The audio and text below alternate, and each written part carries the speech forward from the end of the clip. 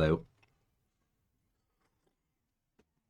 I have returned on December 31st, the last day of 2023, to do more Chrysler Building. Maybe even finish it. Who knows? Last day of 2023, and I've got a plate of leftovers here to eat. Potatoes, Waldorf salad, and a cinnamon roll. I have a cup of coffee. I'm ready. I'm ready to duck station. Parasite Eve.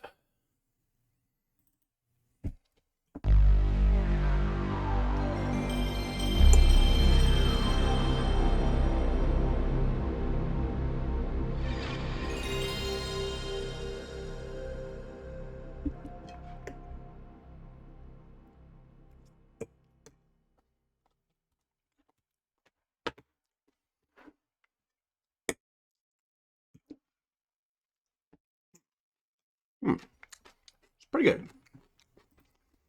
All right, we're starting from floor 50.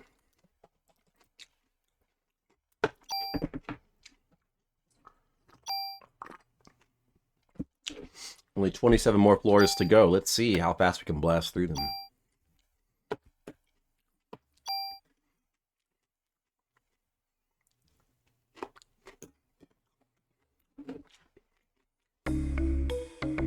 With no delay.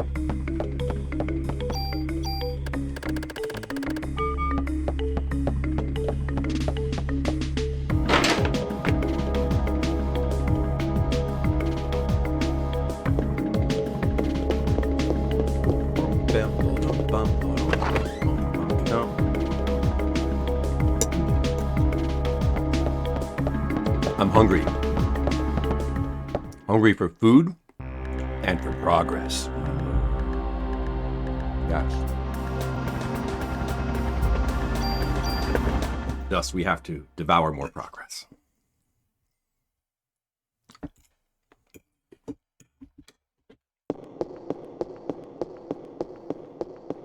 All right.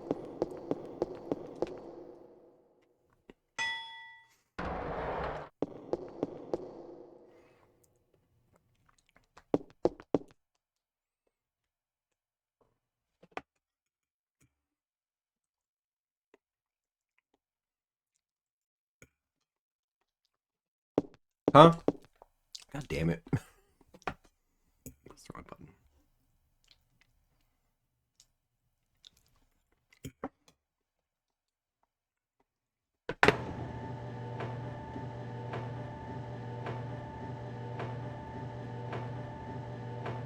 Oh, Red Mages and Party Hats is back. Couldn't stay away from this dungeon crawling action, could ya? Hello there. Happy New Year's Eve day to you. On the eve of the new year 2024. Surely going to be a much better year than 2023 by virtue of the fact that just look at the numbers. 2024, way better number. 2023, that number doesn't even make any sense. Like what? 2023? That's not a satisfying number. 2024, that's got a 24 in it, and a 20, and a 2000. Way better number. It's just science.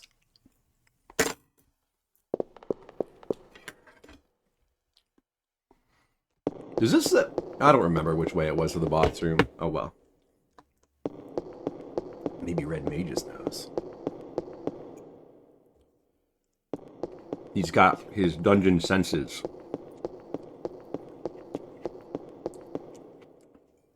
Certainly, 100%. I would say there's a 60% chance of a 100% probability. Oh, there it is. My dungeon senses were working properly. All right. The new music. Oh, we got the high tension music for floors 51 through 60. I believe this is the music that plays through in chapter 3 in the police station.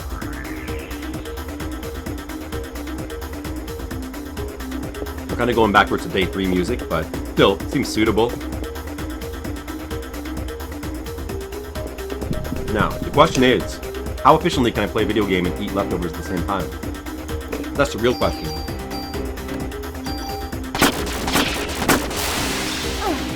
Man, what? Did I just auto? What the? Monster ran away. What was all that damage? Oh my goodness. You're in Tartarus? You're playing Persona 3? Nice. It's a good game. Very good game. Well, I know that wasn't a revive, right? That was an auto heal from the medicine, but still, that's crazy. What the heck? That guy did a ton of damage to me. Absurd. Well, you might have to actually start making use of heals in this dungeon. Man, one thing I kind of wish about this dungeon, and kind of wish it had auto run in it. Although you always have auto run in battles. Was it the squirrel? The squirrels do tons of damage. What the heck with the squirrels?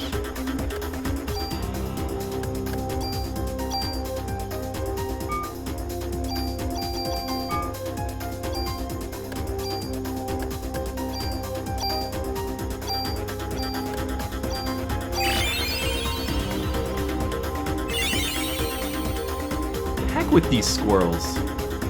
And they run away. Buckles. They're unbelievable.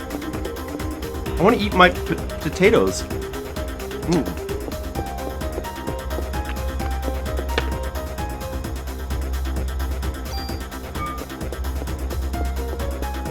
Goddamn squirrels.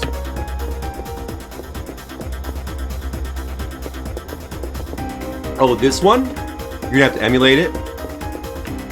Kind of lame. It knocks down the list quite a bit just because for me, a gaming computer isn't as comfortable or as easy.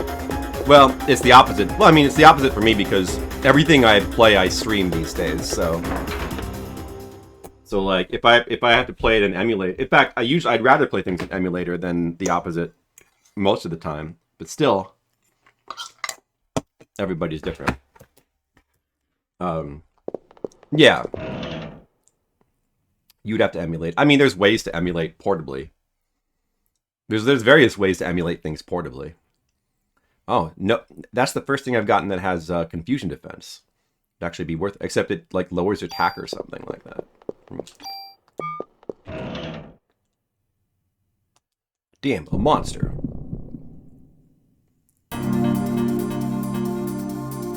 Oh. 300 damage, get out of here. Are you serious? Wow.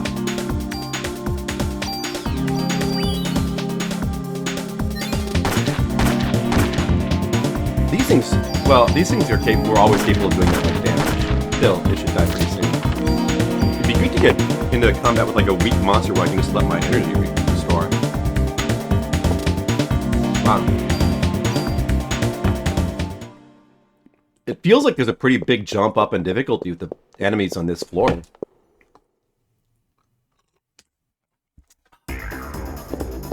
So I was going to the right.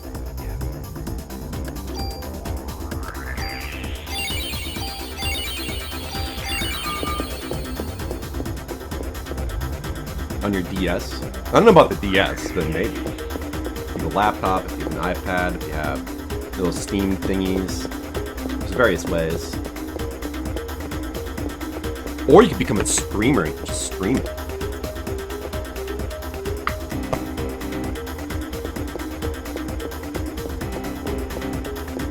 Everybody could watch and judge your progress. Alright, that was floor 51. Now we're at 52. Treasure room. So far, so good. No rare treasure, no rare trading cards missed. We just need, there's 3 more. There's going to be 1 on these sets of floors, and then 2 more above this.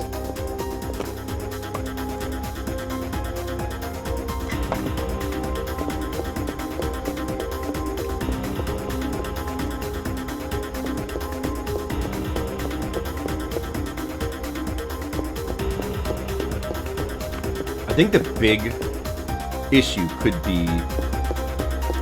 Oh, treasure is good. The boss of floor 70. I remember that being the biggest issue. Well, the boss of the final boss of this dungeon, 77, is also quite hard. I don't know. There's only 7 floors to reach it. Oh, I should actually let this thing live for a little bit. Here, take that medicine, I guess.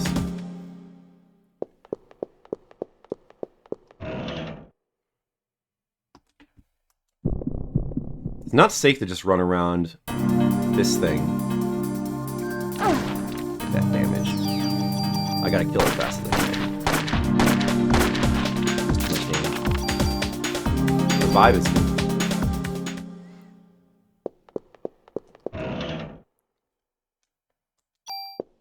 Another gun with counterattack is good.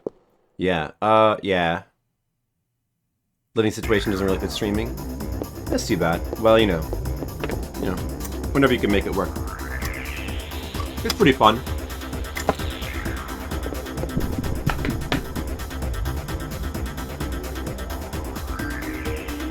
Let's see, these enemies don't look that strong. Let's run around in circles a little bit. My energy can refill.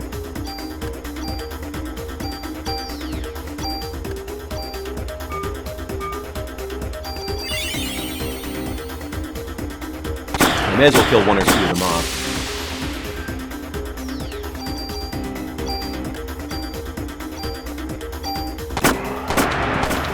Oh, they all died. Well, energy's almost healed. Fine. Not good Wi-Fi, huh? That does put it down.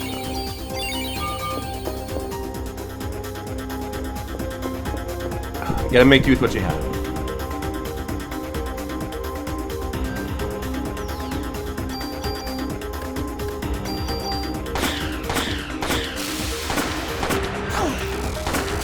These guys don't do that much damage.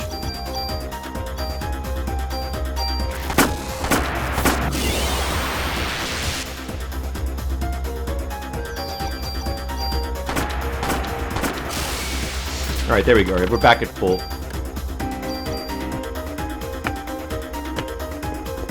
Well, this game's awesome. It's definitely worth, like, it's a short, cinematic, very fun experience you can play through fairly quickly for, you know, an RPG. It's not really, more, you know, I don't even hesitate to call it an RPG since, you know, the term is muddy, but really much more of it's a fairly hybrid, unique action RPG thing, shooting action RPG, something like that. But it's definitely worth playing through. You know, but there's a billion games to play also, so it's hard to get to them all. I've got a billion games I want to play through.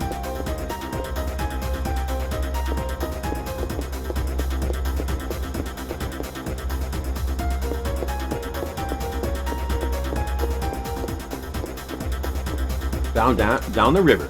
It's like Chris Farley. If it was good enough, Chris Farley is good enough for you.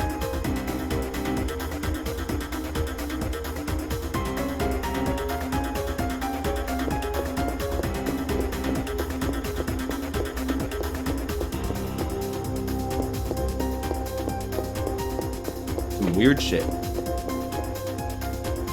I think this game is a pretty good game to stream. Fairly fun to watch. Generally, although the Chrysler Building is maybe a bit repetitive, but...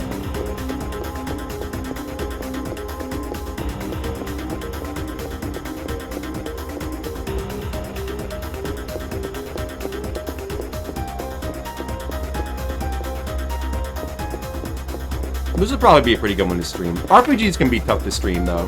Especially the longer ones. It's always valuable when you can, like, find a short RPG. Because good short RPGs can be rare. Something under 20 hours is hard to come by. That's the stairs there.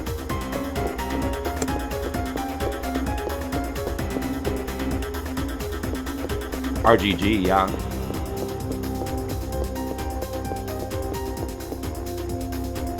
I've entertained thoughts of doing some RGG myself, but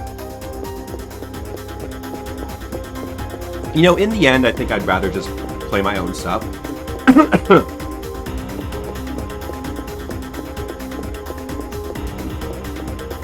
The problem with RGG is you just end up playing a lot of garbage instead of playing the games you really want to play. I think it'd be fun, but then you like kind of get stuck playing. It's probably good for making money as well.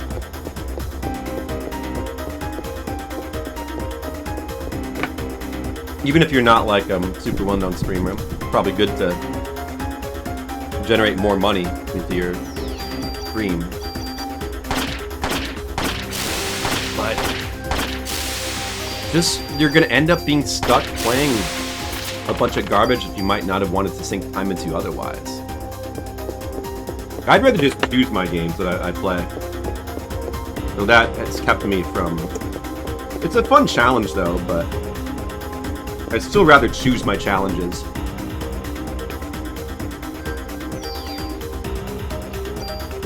Oh, the damn squirrels again. Just keep shooting him, don't give him a chance to do anything. Oh, there he goes. Ran away! Oh, man. These are like the metal slimes of this place. They're hard to stop from running away.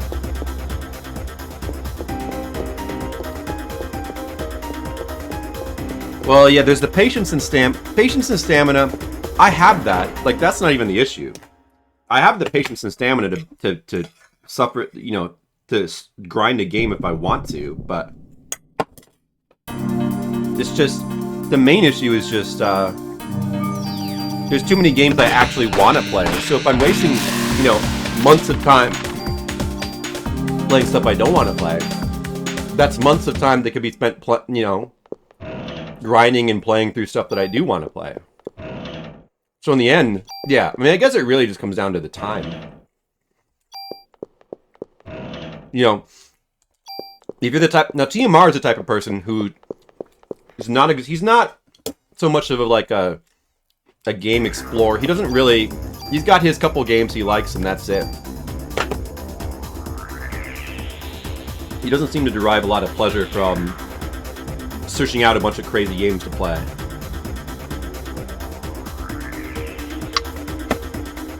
So for him, it makes a bit more sense.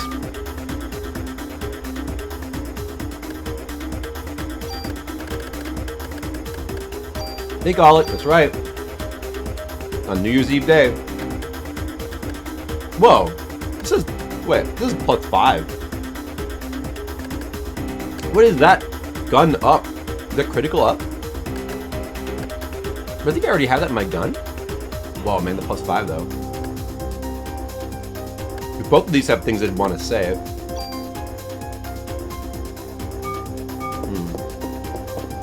If I find a super tool, I should probably super tool though.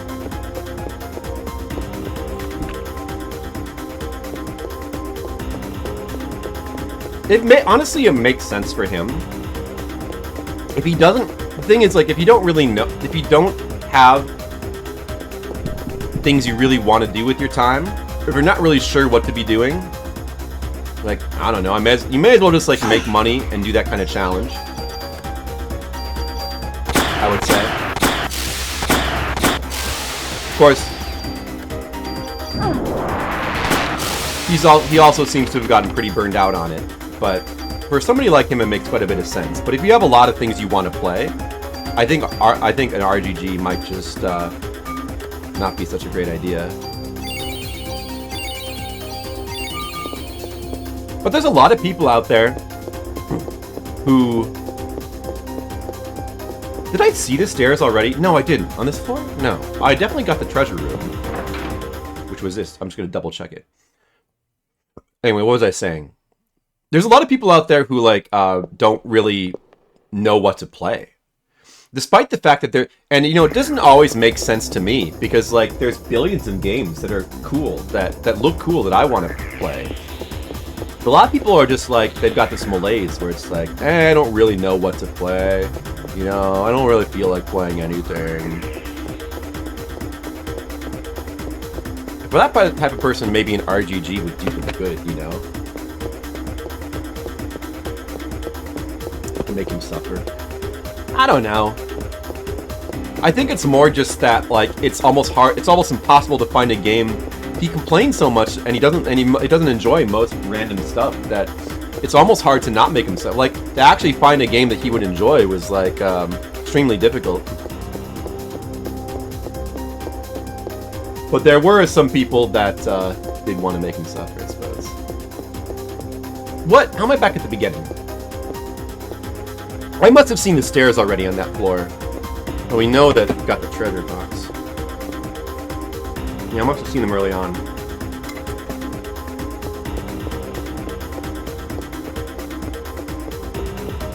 Unlimited data plan. We're working a van down by the river.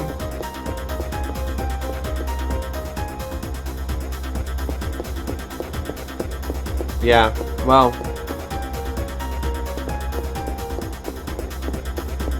I guess it just depends on how adventurous you are when it comes to finding things that you enjoy.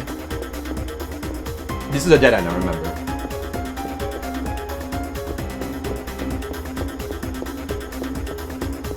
And there's a lot of things that look cool that I want to play that I know I would enjoy, but some people just seem to not be able to find, I don't know. It's almost as if there's a lot of people who play games who don't like games very much, but they play games anyway, you know? And so for people who don't really like games that much, it's hard to find games you enjoy. It makes sense if you think about it that way. For me, I like games a lot.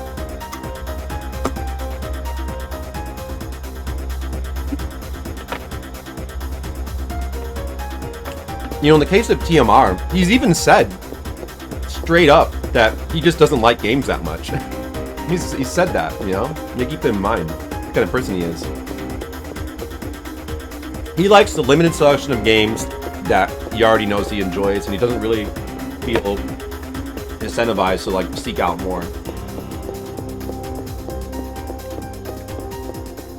Yamar doesn't like games. I mean, he's said that before, those exact words, and he's only partially joking, if even maybe only a little bit.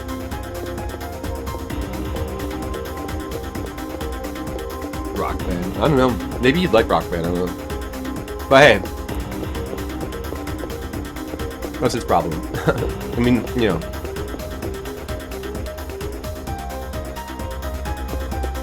I think he probably would have given up on streaming if he couldn't like make pretty good money on it. It's also not easy to stream. But I like it. I'm the type of person that takes well with streaming, I guess. A lot of reasons why streaming works for me. But probably the main one is there's a lot of games I actually want to play. I think I'm in the minority. I think there's a lot of people in the gaming community who have a much larger selection of games they don't want to play than games that they do want to play. And so it's harder for them to find stuff they actually like. Why don't you just die, squirrels? Why don't you just die? Just die. Don't you dare run away. Oh, I got one of them at least. Alright. I get no experience? Well, I get a medicine 4. Alright, I guess that's fine. Stupid squirrels? The heck? I thought these guys were like metal slimes and give me a ton of experience. How do they give me just garbage? Nothing. Why is there squirrels? There's all kinds of mutant monsters. But it is kind of funny that one of them would be squirrels. Like, oh, the squirrels! Yeah, you know, you fight mutant bears and mutant centipedes, but oh yeah, man, there's all kinds of mutant animals. Oh, what are some of the worst mutant animals you face? The squirrels. What? Yeah, the squirrels, man. Those fucking squirrels. Those are worse than mutant bears and mutant tigers and mutant centipedes? Yeah. Squirrels. Those squirrels are fucked up, man. Fucking squirrels. It's funny. These squirrels are fucked up. I mean, like, why the fuck do they not give you nothing in the... Are those from the regular... They have to be from the base game somewhere. I don't know. No, we haven't encountered any squirrels in the base game. Are those Chrysler Building exclusive? If this... Oh my god, these guys must be getting Maybe they do get stronger the higher up you go in the tower. 300 damage again. Fight my higher level. Damn those things.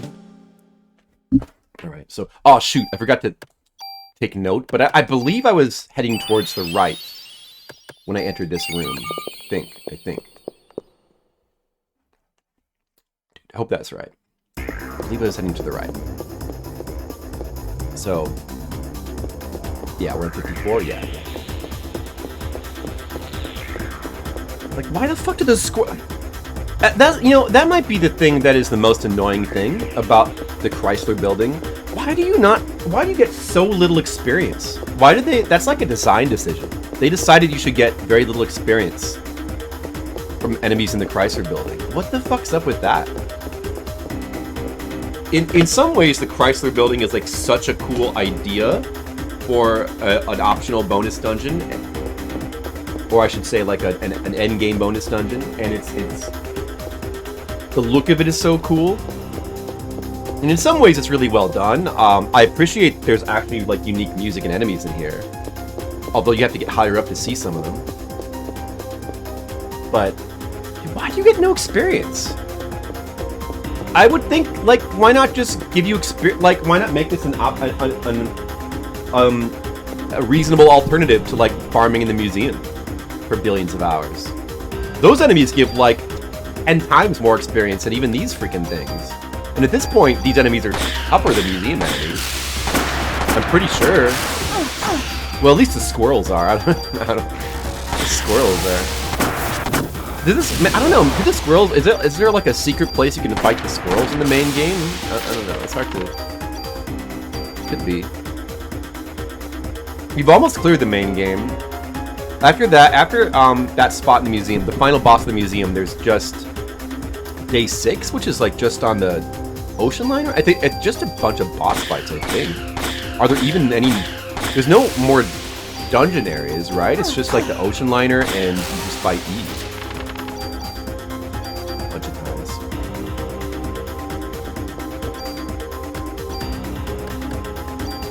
Those Squirtles have got to be Chrysler Building exclusive, I think. Why the fuck do they not give you larger amounts of points? Kind of annoying. Oh well. I still like this bonus dungeon.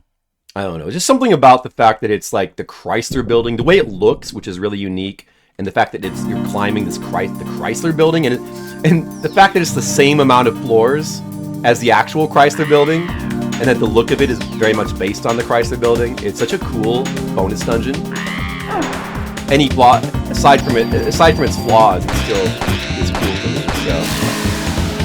And the fact that it's actually challenging as well. It still has a lot of merits as a bonus dungeon, I would say.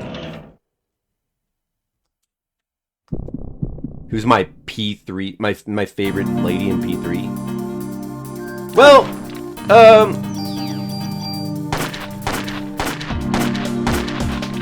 I mean, it had to be Aegis. Of course, like, she's kind of everybody's favorite character of Persona 3, but you can see why that would be. There's like, what's her name? The bow girl. She's alright. Yukari? She's okay, but like, yeah, it's just not, I don't know. The characters in general in 3 aren't as cool as in 4 and 5, although they're still fine. I like the character. Oh, what about Mitsuru? Yeah, Mitsuru is pretty good. Mitsuru's pretty good as well. I forgot about her. She's pretty good.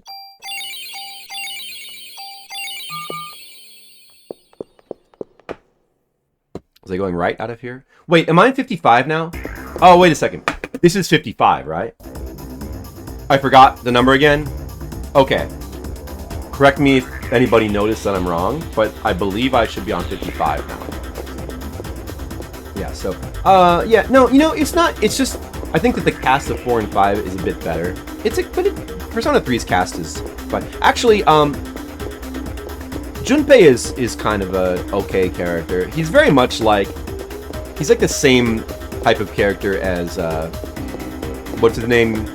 Yusuke from Persona 4 and the blonde dude from Persona 5. They're basically the same character. More or less. They have some personality differences.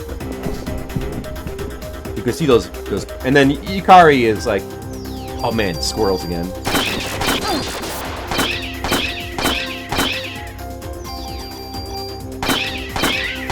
Oh, it actually triggered an automatic curing of the status effect there, didn't it? I must have had one on me. Oh, pretty good. They drop pretty good curing items, at least. But man, they really should give more experience. Damn squirrels. What was I saying? Yeah, and then like it's like Yukari and what's her name? Chie and the blonde girl from 5 are kind of the same. They occupy the same roles, although they're definitely not exactly the same character. Like in particular, like Chie is a really unique character in her own right, but Persona 4 has got the best cast. But Persona 3 is a good game. It's a very, very good game. I think they're all amazing. I think every Persona game is amazing. And people overlook 2. Like 2, you can't forget how good of a game 2 is. Both the 2s. You have to play Innocent Sin on stream. I guess I gotta play both of them. I still have never done a full playthrough of Innocent Sin. But those games are absolutely amazing. They might have the overall coolest concept of all the Personas. Are these for the same layout or what? Hey Vocab, what's up? No, they're randomized. Except for boss floors, all the other floors are randomized, and I believe they re-randomize if you leave and come back as well. So, kind of puts a damper on trying to map them, but you don't really need to map them anyway. Alright, so this is 56. 55 was a quick one. We're now in 56. Don't get confused. Mitsuru. Yeah, Mitsuru is good. Mitsuru and Igus are both good characters. I like Junpei. I like, what's his name, Akihiko. He's a cool character too. Maybe it's just because they have good voice actors in English, but all those characters are good. Yukari is kind of bland as like a female lead character. She's a little bit on the bland, but she's fine. She's not like too annoying or anything. It's a fine cast. I like the concept of Persona 3. I like the Midnight Hour. I like the dungeon. Some people don't like it because it's less structured than 4 and 5. And it's like randomized. And so it's you know, it's a little bit like this in that it's, you know, a little bit more repetitive. But I like dungeons like that. I like dungeons that I like games where it's just one dungeon. Like Diablo 1. Something cool about that, so I like it. And I really like, I don't know, something about Tartarus. I really like Tartarus, Persona 3. The music, the way that the music evolved as you go up through the tower. Like it's the same music, but each set of floors adds different layers to the music. Is really cool. And the visual look of the tower is cool. I don't know, it's cool. Also, I think Persona 3 was harder than Persona 4 and 5. Part of that is not being able to control your teammates, sort of, but I like that there's some challenge to Persona 3 as well. And that the randomness could be a real hindrance. It could be difficult to, like, Persona 3 the dungeon felt a little bit more difficult to deal with. I like that. Some of the bosses I remember being pretty challenging. It's been a long time since I played it. Never heard the English voice acting. Well, I'm sure these days I would play the Japanese if I had the choice. But the English voice acting's always been good for Personas 3 through 5.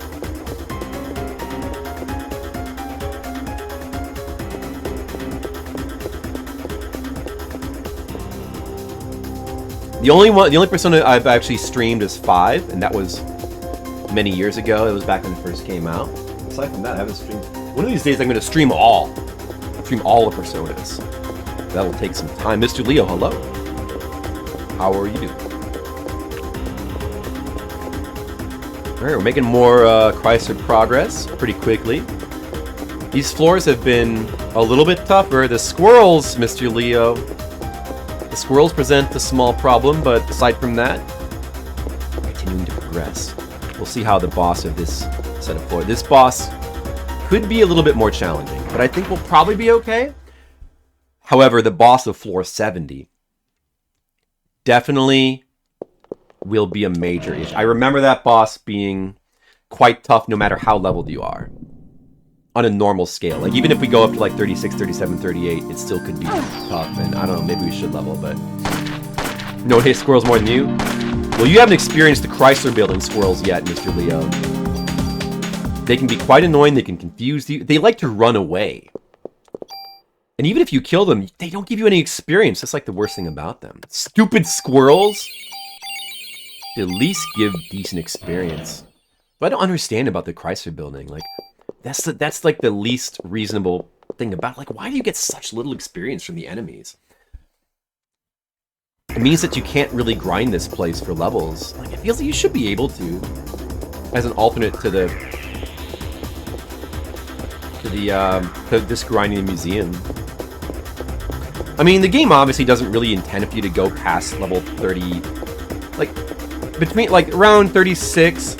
Normally, you're intended to really not get past level 35. That's kind of like the max level for a normal playthrough. If you really struggle, you can get to 36 or 37. But you're surely not intended to get past 39 on a normal playthrough. The fact that, like, it gets really weird with the experience points you need to level up past 39 is evidence of that. Are you asking for a challenge? Is that a reference to something? Because if so, I do not know and I apologize. But yes, I like it.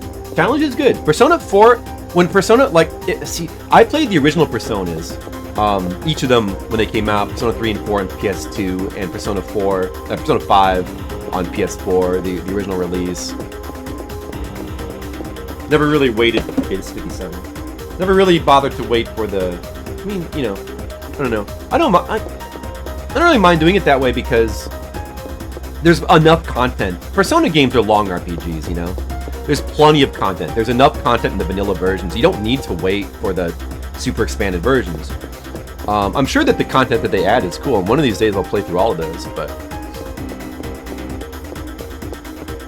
Persona 3 vanilla is laughably empty. No, I don't think I really agree with that, to be honest. I don't know about, I mean, maybe compared to 4 and 5, but I think it's fine. Sure, there's a dungeon, pretty simple. It's just like one dungeon with like fairly repetitive content. Yeah, but I like that in an RPG. You know, but it still's got all the social link stuff. It's got all the story, and that's fine. That's enough. And if it's shorter than 4 and 5, that's not even a bad thing. Because shorter RPGs are good. So I don't know. I think the Persona 3 vanilla was fine. I think it's still very good the way it is. But these days, of course, it probably doesn't make much sense to play the vanilla version. You should probably play one of the others. Fez, the PSP version or whatnot, or just wait for the new one that's coming out soon. Challenge and fighting and challenge. Vocab walked in on the P3 Lovers Club. Dude, yeah. Flip knows I hate the game to death. Oh yeah. I do remember you saying that. Well, we'll just have to agree to disagree on that, vocab. How do you feel about the other Personas, though? See, like, the thing is, like, it would be really interesting if you hated Persona 3, but you liked 1 and 2. Because, like, normally, it's, for, like, the average, standard RPG fan, it's, like, they like the Shoji Meguro ones. They like the social link ones, but they don't like 1 and 2. The more retro, kind of old school ones. Now, I like them all. I grew up with I played Persona 1 when it was a new game. And I loved it then. And I still love it. And I'm actually gonna play through it pretty soon, at some point on stream. And I've been wanting to, been dying to. 1 and 2 are the only ones you'll touch? Oh yeah, see, like, that's pretty unique. I mean, but I guess there is a certain brand of SMT fan that is like that prefers the old school. I like both schools, you know? I think that old school Persona 1 and 2 are very, very good versions of an old school RPG, and I think that, man, I am still on 57, right? And I found the treasure room for these sets of floors, right? I feel like I might have forgotten to mark something down. Anyway, I think that they're all extremely good versions of their respective type of RPG. And I like the old school and the new school. One thing that unites them for me is they all have God soundtracks. If a game has got if an RPG has a God soundtrack, this is why I like a lot of Japanese RPGs. And it's in various different ways, but so many of them have amazing soundtracks. And that's what I like in a game. This is also why, when it comes to Western RPGs like dungeon crawlers and such, it's usually the Japanese ports of them that I'm most interested in, like Japanese ports of Wizardry and Might and Magic, because and Dungeon Master, because they usually add extremely good music. Although in the case of Eye of the Beholder, there is some that have really cool soundtracks in their original releases, like Eye of the Beholder. It seemed kind of rare. Okay, this should be 58. Shoot, I hope I didn't miss the. I'm a little. It's because I'm distracted, obviously, but I feel slightly unsure if I actually found the treasure room in 57. I better make a mental note of that, 57. If I end up missing a trading card, we should probably assume it's on 57. I think I did get it. I think I probably... Anyway, even if I didn't, the chances of it being there are probably small. Whatever. And there shouldn't be an extremely vital piece of gear there either.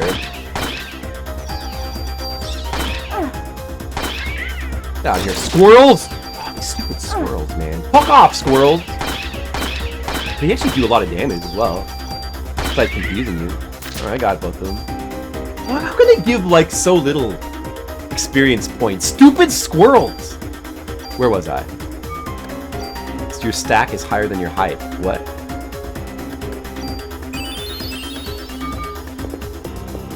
Stack of Switch games? Oh, you're talking about you. Oh yeah, Colic is really into Switch games. Even more than I am. And indie games, I guess. I'm not a big indie game person. Alright, there's this. So we're on 58, right? Here's the treasure room at 58. My Magic 1 and 2 are not great. So any addition to them is better. But everything after that, I doubt the port will improve them. They're already good. It depends. It depends on how good. Yeah, no. It will be hard to say without playing them.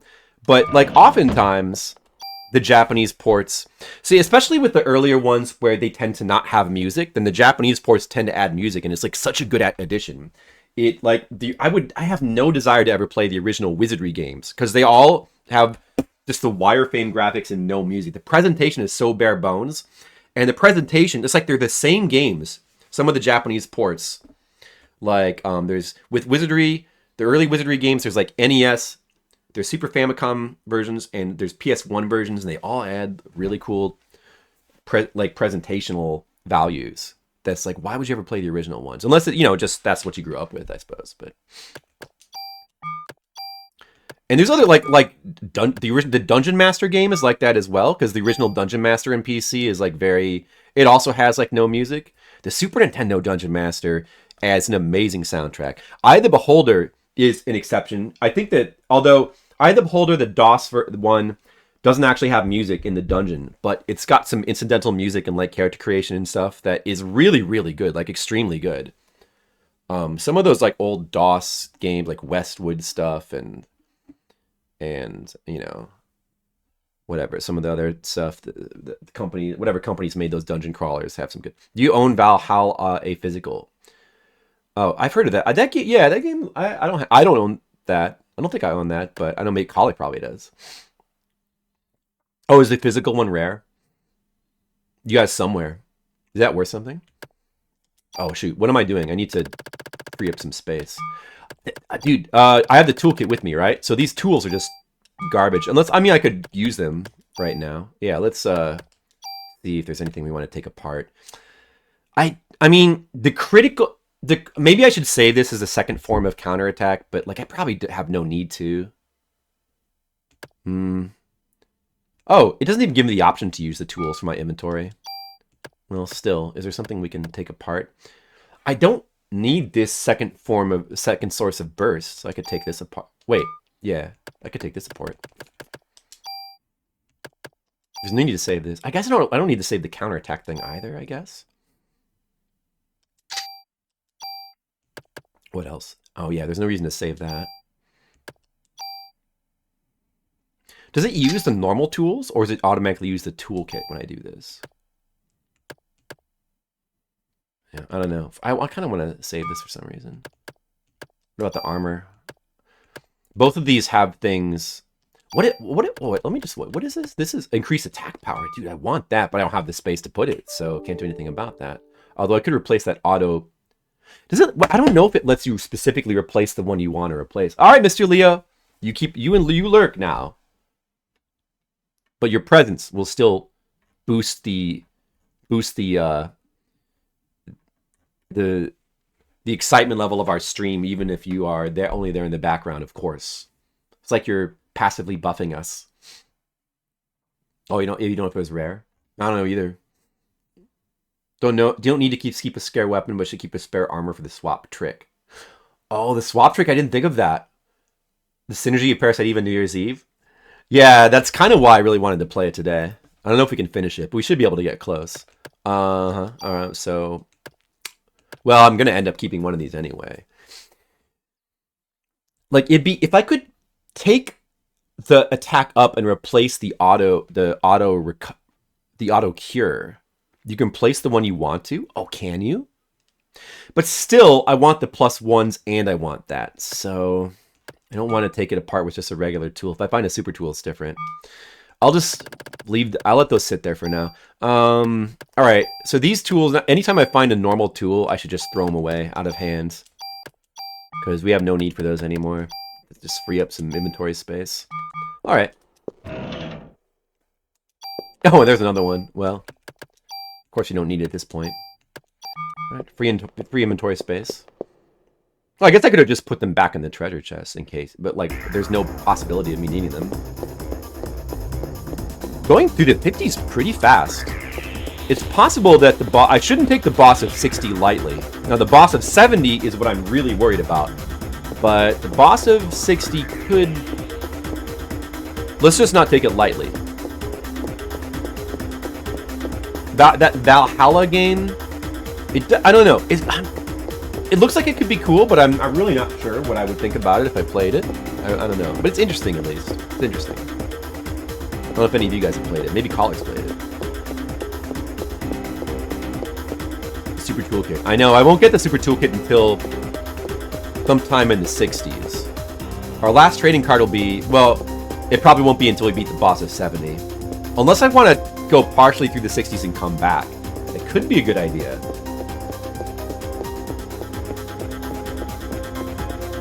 In the case of the 60s, we might want to consider doing that. Because we need to take the boss of 70 seriously. So going up far enough to get the super toolkit and then going back down, and like especially if there's like a really good armor that we find as well, we probably want to do that. There's definitely a chance we could die to that boss. We shouldn't try to do it all in one go. I think that's maybe it's smarter to do it piecemeal. But this boss, these floors we're going to do all in one go. We should be able to do it. I believe we can do it. I'll be surprised if we die to the boss of 60. We should be okay. I also have a decent amount of revives as well. I don't really expect to die. I'm sure he might be able to do a ton of damage to me, but still don't expect to die. I'll just cast haste and focus on just blitzing him with my gun as fast as I can. Rather than like... Should I use Liberate? I wonder if just using my gun is better than using Liberate. Wait, did I just get to 59? I just got to... Yeah, okay. For a second there, I was like, getting distracted, man. That's okay. That means that there's conversation going on and various things that are good for a stream. It's okay. But yeah. Okay, there's a trading card.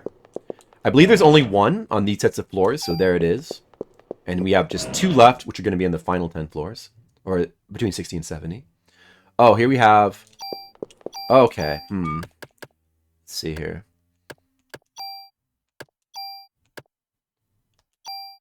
Is this... That's also increased attack power, so we have 2 sources of that. Oh, that's interesting.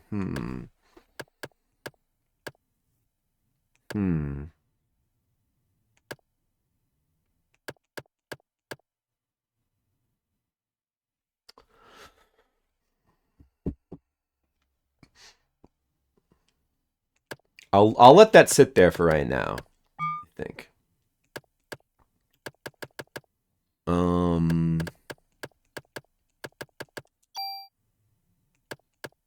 Yeah.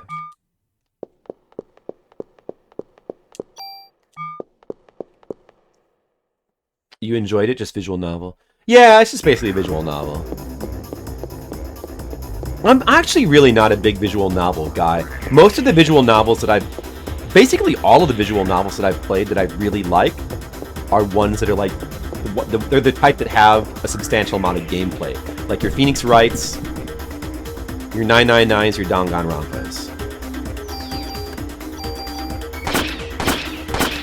The pure visual novels, I don't think there's ever really... I've never really played through a pure visual novel. There's a couple that I've tried, but just haven't really gotten that into them.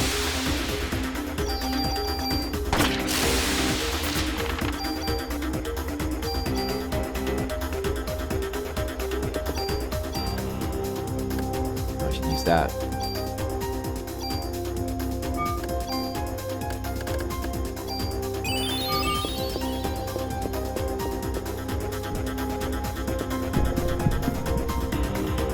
CR armor, 5 plus left. Oh, it had 5. Oh, I didn't notice. Yeah.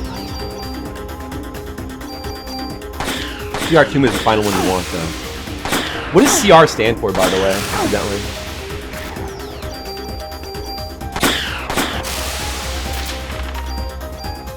Oh, those guys actually give like 1,000 experience. It's still not as much as you get from enemies in the museum, but at least it's a little bit. I might actually level up soon.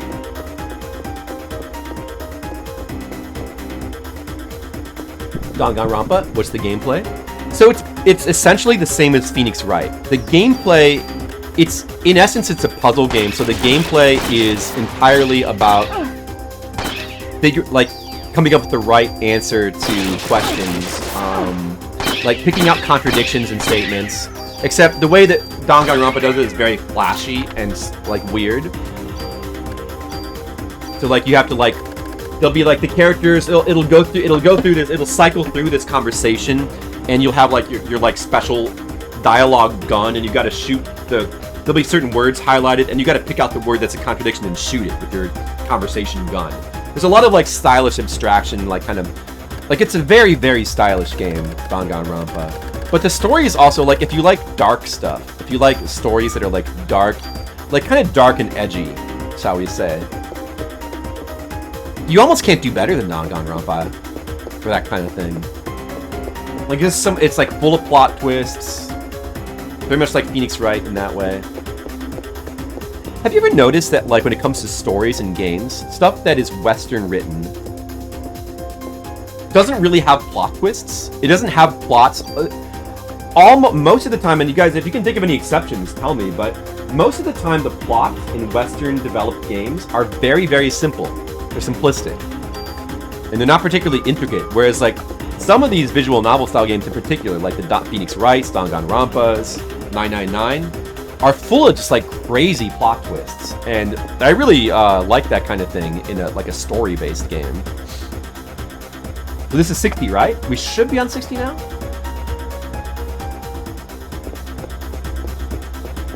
But yeah, in essence, it's like it's a detective type game in terms of gameplay. Yeah, it's mainly if you're familiar with Phoenix Wright games, it's like that. Mostly it's finding contradictions, but there's also some other like mini game type stuff you do.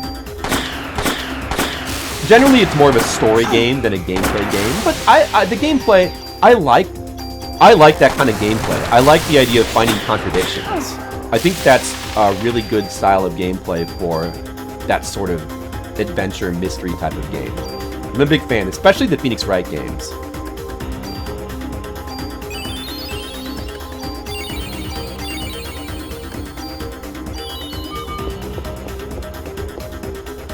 Yeah, pick it up. Pick it up. It's an extremely good game for what it is, I would say. It's probably not for everybody. But if it sounds good, then definitely pick it up.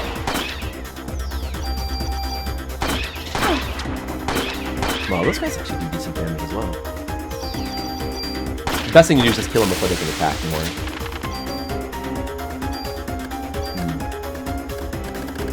I should just get these medicine 2s out of inventory.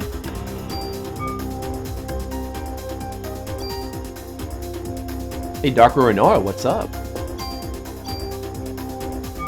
How are you doing?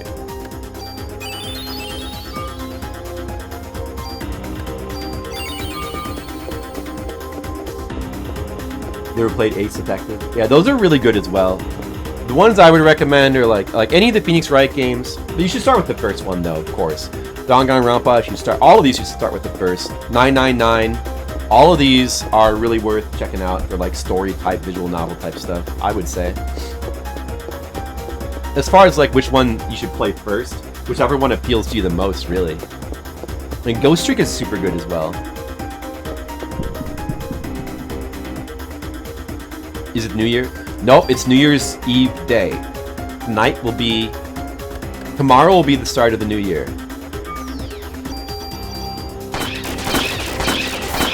Take this, squirrels! You idiot No! Get out of here, squirrel. Just freaking die. Go to hell, squirrels. You kill one of them and his friend runs away. See, because he's a cowardly squirrel. Get out of here, squirrels. You're stupid. Yeah, that... You tell him, Flip. Thank you.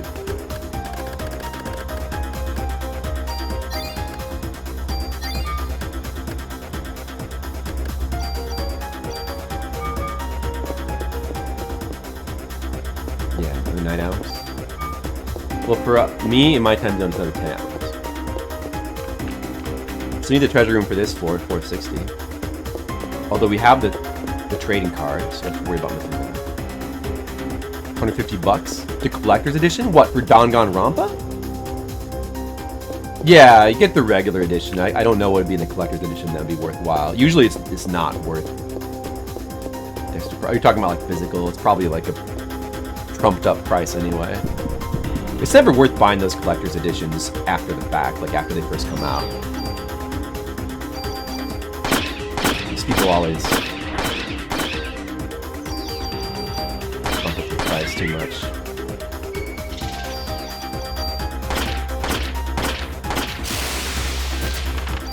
Well, I never bother with collector's editions anyway. I don't really care about that. I just want the game. I don't care about the extra junk. What am I going to do with that stuff? It just ends up sitting in a box. I don't need the collector's edition stuff.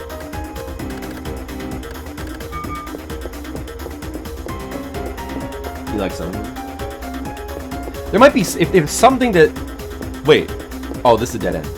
If it has something that seems particularly cool, then maybe, but most of the time, I don't care. I guess there's always exceptions, but... I can't think of any offhands. From Junk is cool. Yeah, I mean... Oh, what's it? This giant rat? Have we faced a giant... This is a rare enemy. Unless they only appear on 460.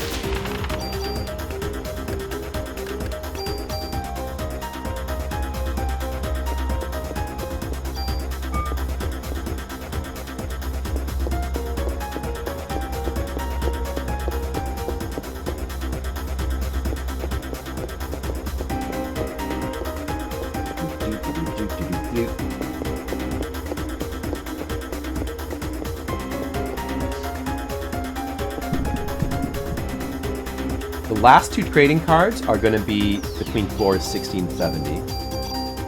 With luck, hopefully they'll be lower down, so we can grab them and then go back out and make the additions to our armor.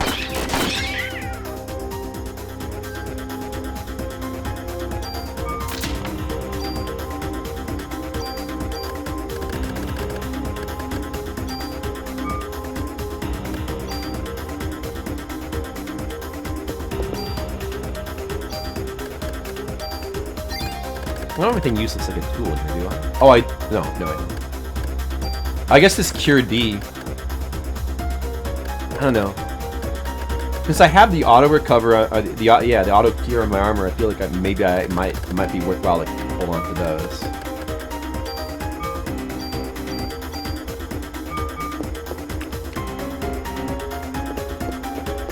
Dead end. World power, yes.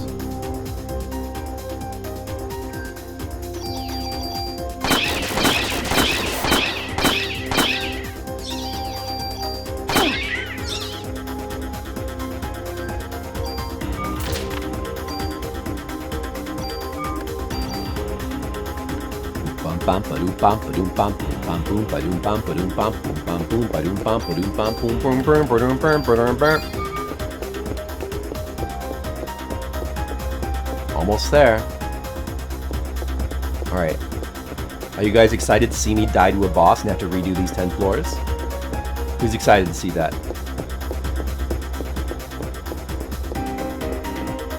Download. Oh, well that's a terrible... That sounds like a terrible collector's edition. It's so stupid when it just contains a download code. Physical edition of the game. Yeah, I've still only played one Fire Emblem. Yeah, I need to play more of those Fire Emblems at some point. But just too many games.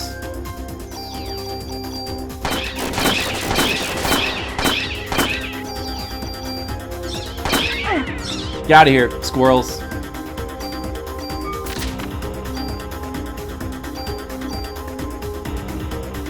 $17 more. Yeah, yeah. Well, we gotta save after floor 60. At least only 17 more.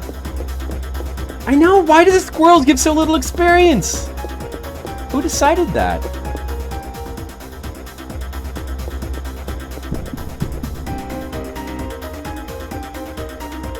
Giant rat. I guess they only appear on the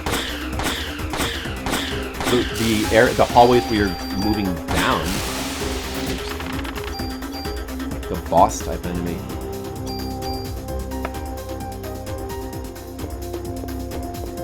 Which Fire Emblem game did I play? Awakenings. That's the only one I played.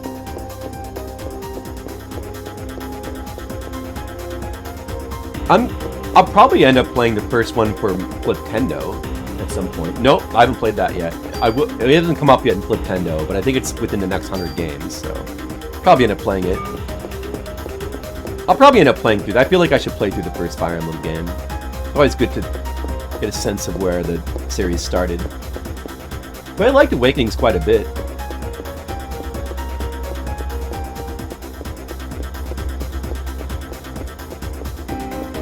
Yeah, I hate that.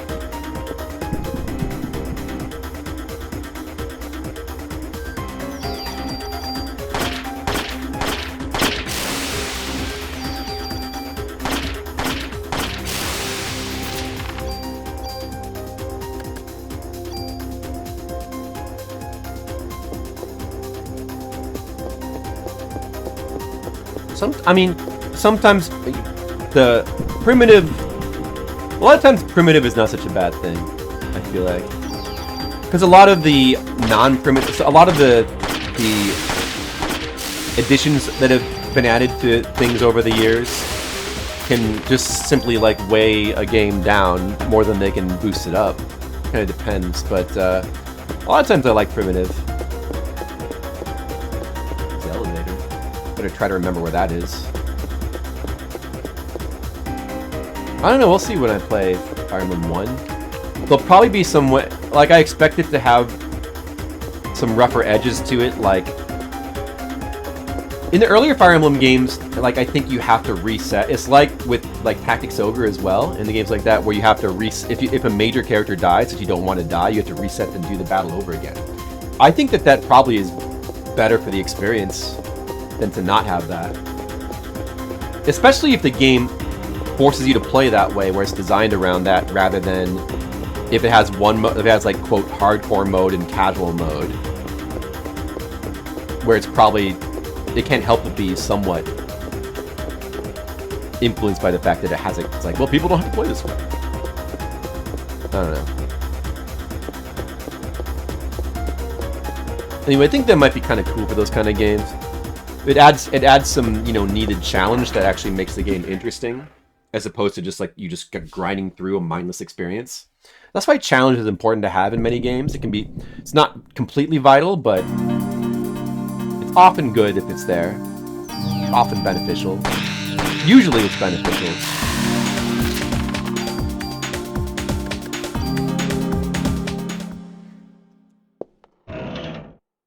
Or at least I would say so.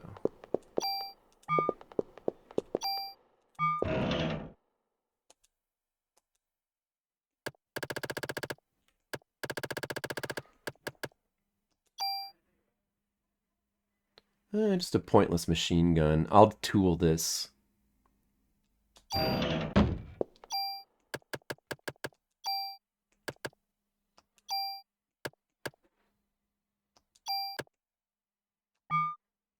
Didn't I have another gun? Did I already tool that? Oh, oh, that's the one. Yeah, I'm saving that, I suppose. I probably don't need to save that, but...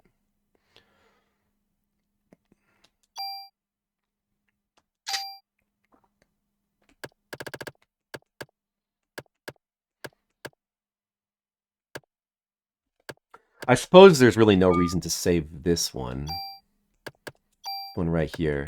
So I have two sources of this attack up. Should just get rid of this, probably. And take the +1s.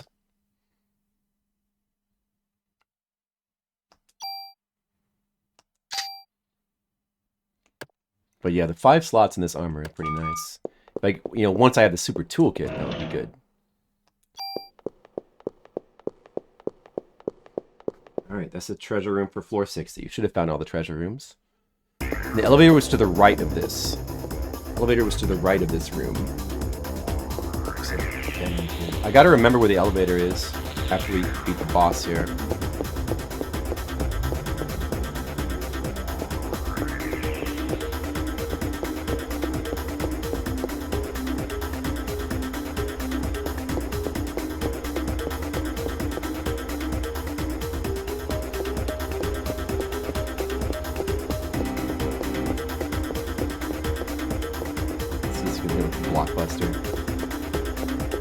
It's an annoying thing about modern games. It's one of the many things that are annoying about modern games.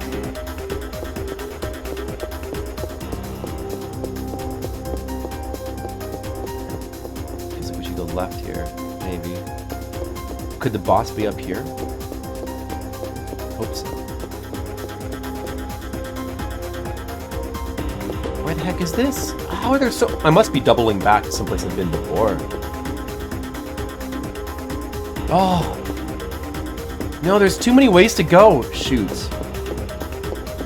Maybe I'm going around in a circle, but I should probably stick to taking the left path.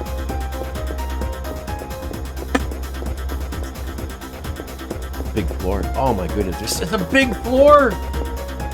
Big damn floor.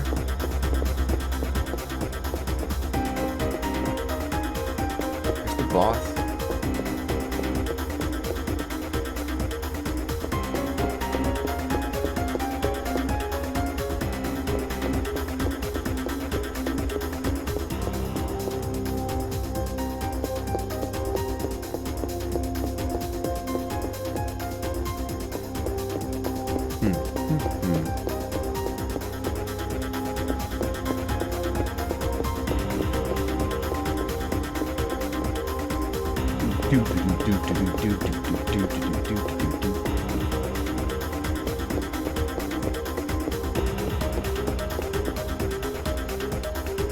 So many games to play.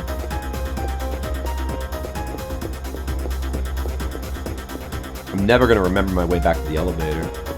Kinda sucks, this floor is too big.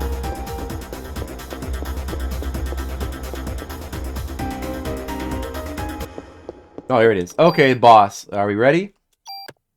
Are you ready for the boss? We got 4 revives, tons of medicine 4s. I don't see how we could die. It shouldn't even be possible. 262 attack, 209 defense. Let's see, what is the boss anyway? What do we have here? That roach, I think, was unique to the... Oh, it's another... oh, dude, this crab... This crab is one of the harder bosses in the main game. I seem to recall this crab being a problem. Like, this boss... Maybe this boss is actually hard. Crab. The crabs are scary. I have, like, a lingering fear of the crabs. The roach boss... I'm pretty sure that roach boss from 450 was unique as well. He was, like, a unique Chrysler boss. And I think the boss of 470 is, like, the bees or something. It's, like, a bunch of bees. I think those are unique as well. But this, of course, is from the main game. But he's like, oh man, crab is easy. I remember being scared of him when I played this, like, back in the day. I don't know, we'll see. Alright,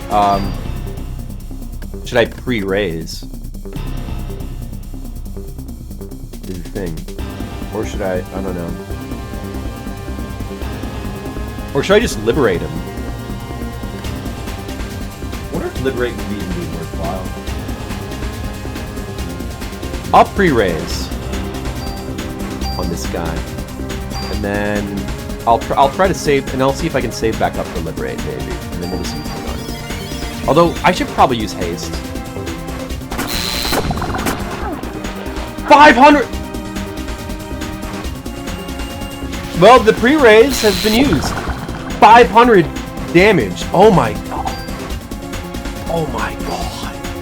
Oh my god. I'm gonna cast Haste.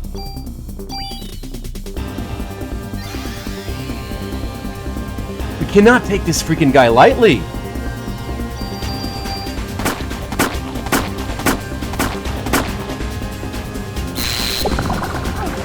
Oh! 3 revives left. Oh my god. Haste is already used up.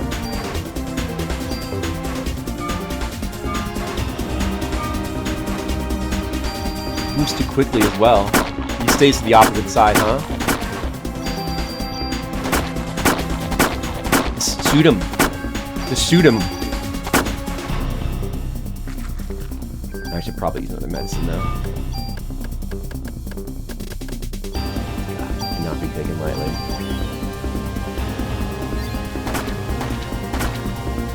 It's just, I'll do less damage, but it's better just to stand on the opposite side anyway. Oh, this dude, the lasers! No, these lasers! Oh!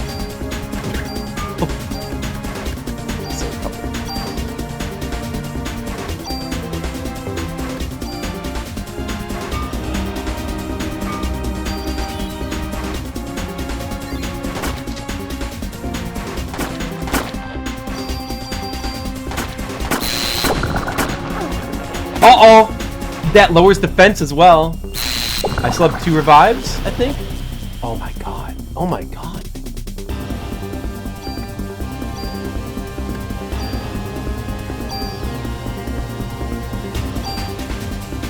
Does that make me lose energy when I die as well? Revives.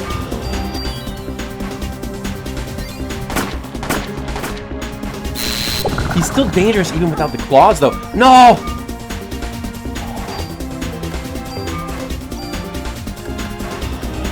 Get enough for a Liberate.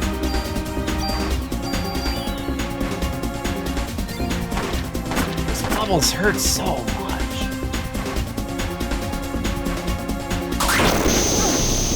No! Stop it! Let me just shoot you! Oh, there's the damage at least. He doesn't do that much damage if you like, maybe it might be better to get a little bit closer. 600 damage. You restart with 0p when you die. Oh my god.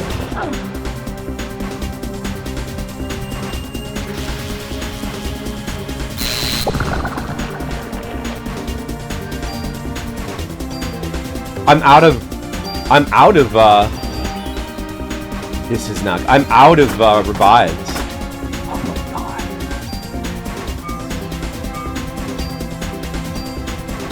I'm never gonna get enough for Liberate.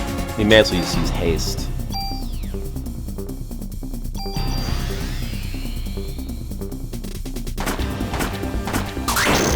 No! No! No! No! I can actually avoid that with Haste, though. Just die! We gotta keep Haste up then, probably.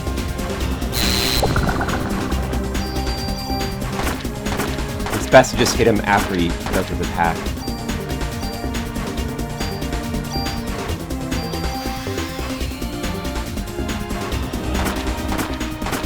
Maybe I can afford another pre-raise.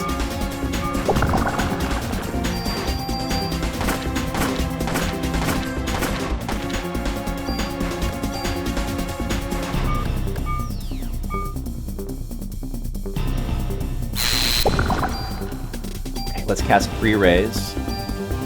Get one more revive. Just in case, and then we'll try to keep Haste up. That uses a lot of energy, but it's probably gonna be worth it. Uh-oh. Oh, that's gonna use up my pre-raise. Oh, I didn't. Oh, he's dead. Oh. Almost leveled up from that, but that's good. Wow. Oh, you can't dodge those lasers without haste. Yeah, haste is the... I guess haste is the important thing for that battle. Wow. Oh, I had the full recover, too. Wow. Alright. Well, you did it. I would never recommend taking him head-on like you did. It's okay, I had to figure it out on my own. See, I was right to be scared.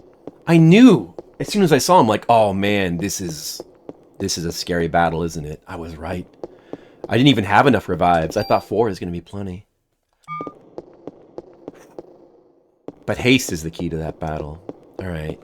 I gotta try to remember my way from the boss room to the elevator. But I feel like it was towards the right of the area somewhere. Oh, it's right. Okay, oh good. There we go. Wow, that was fortunate. It's actually not that far away. It's good. Now we can go save. No enemies, that's true. Yeah. We did it though. Oh man, I was worried that we might have ended up having to repeat floors 51 through 60 there. There was definitely a chance we could have died to that guy.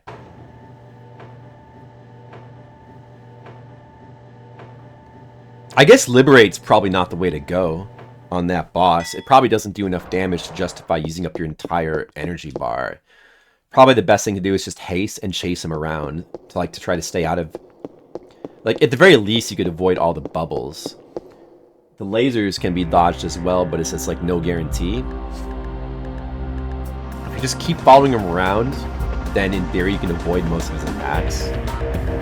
That's probably the way to go, but he's scary. He's scary. Yeah, waiting to attack after he attacks is the safe way to do it. It's a good boss fight because it's actually challenging and scary. Like, stuff like that is why the Chrysler Building is fun to play through.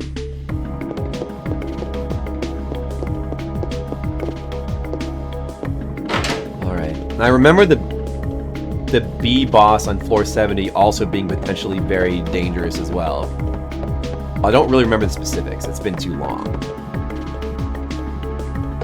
I never had the pleasure of being able to see somebody stream this either. Nope, I've never seen anybody stream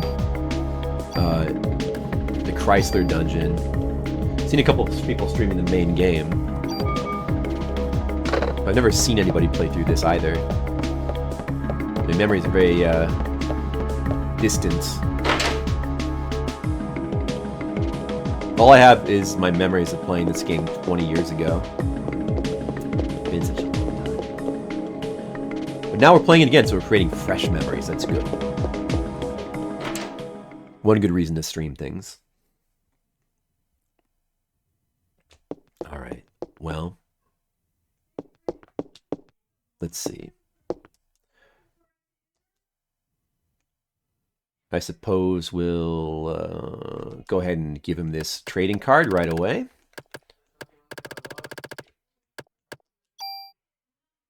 Mamma mia, this one's a one-of-a-kind T card. You're a babe, Aya.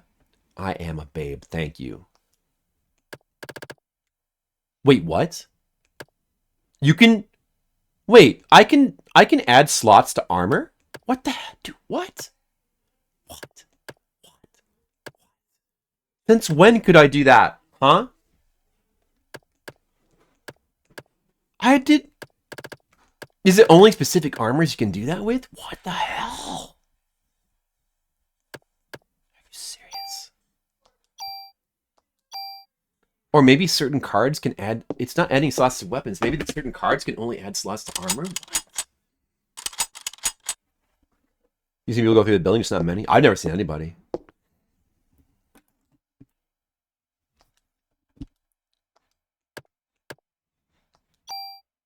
Well, this is a shock. I all this time I thought that slots could only be added to weapons, but they can be added to armors with the rarity cards. So maybe it's the specific weapon and armor. Like, specific weapons and armors must have max slots. as like a hidden stat, and you just can't really tell what's going to be able to be expanded and what can't. I guess it's something like that then. Well, okay.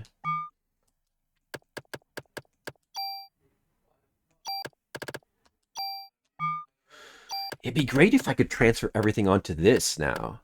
The CR Armor 1 and use that. I don't have the super toolkit yet, but it's got so much. I want to get that attack down. Can I get that off? I need a super toolkit to get that off as well. And then I would... There's just no way I can get all the shit I want onto this. I wasted too much shit. There's just no way. I don't have enough super tools. I just can't do it. I can't make it work. Not right now. And once we get the last 2 training cards, we can come back and do it, though. So we could just do it that way. It's fine.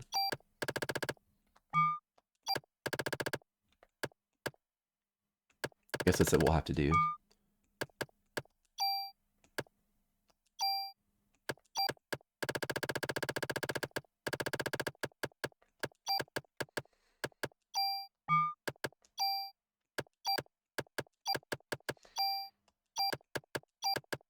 Oh, and there's the CR Armor too. I don't know where that is. But if we find that, of course, we can always just use that instead.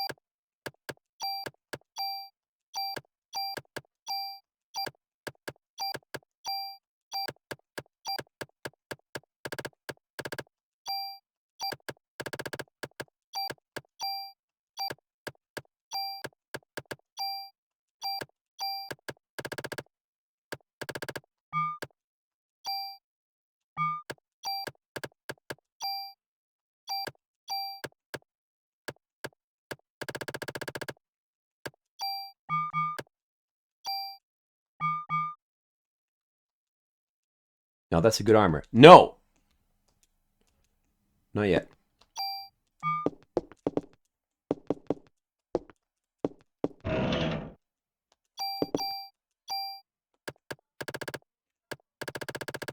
Alright, that's fine. We can go like this.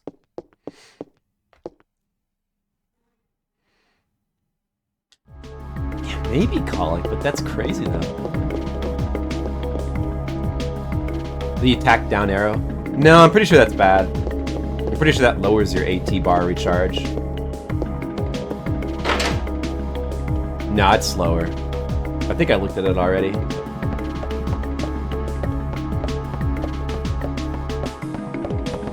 Let's see it one more time. Definitely not going to do... It's going to take longer, but I'm definitely not going to do floor 60 through 70 in one shot. I'm definitely going to go in a little ways.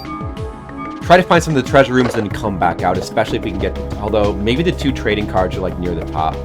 Well, I guess the main thing we need to do is get those 2 trading cards. Even if we have to go all the way up to floor 70, then come all the way back down to floor 60, in order to get those 2 trading cards, it's probably what we should do. Because I think we should get the absolute best armor we can before fighting this level 70 boss. It's probably what we should do. I guess creating a map is kind of senseless, probably.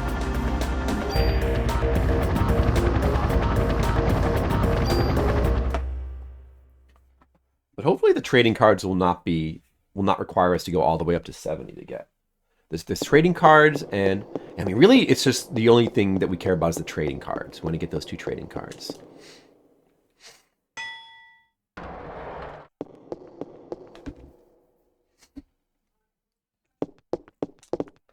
I wonder how the enemies will be.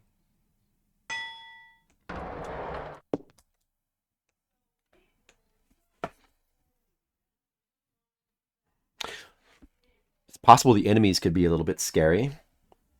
Will there be more squirrels? Maybe the enemies on these floors will finally give a decent amount of experience. I'm actually pretty close to a level up. That'll be good. Level 35. Could always go grind the museum some more if we want to level up some more. But maybe we'll actually finally be able to level here in this stupid Chrysler Building. We're making progress. At any rate, we're making progress. We're getting closer and closer to the top. Only 17 floors left to play through. But these are going to be the hardest ones. Brace yourself for the top of the building. This is just like in Ghostbusters when they climbed all those stairs. We're getting closer and closer to Zool.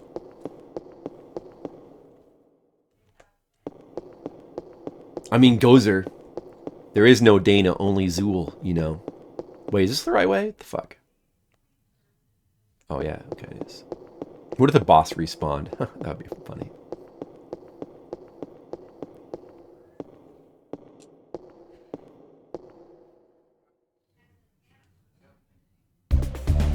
Okay. I forgot. That's right.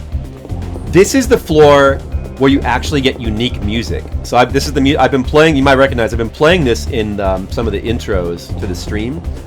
This music for floors 61 through 70 is actually unique to the Chrysler Tower. It doesn't appear anywhere in the main game, and that's noteworthy to me because it's an amazing music track too. Like, it's just really awesome track. So this music track in particular really elevates my opinion of this whole tower. Just this music track alone by itself. 130 damage there.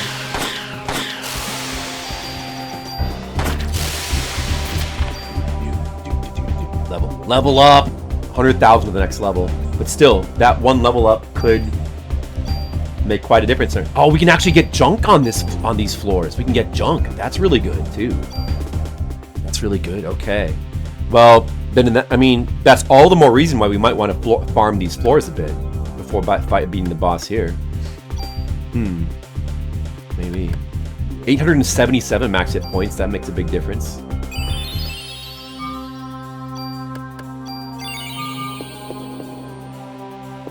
The music is so cool.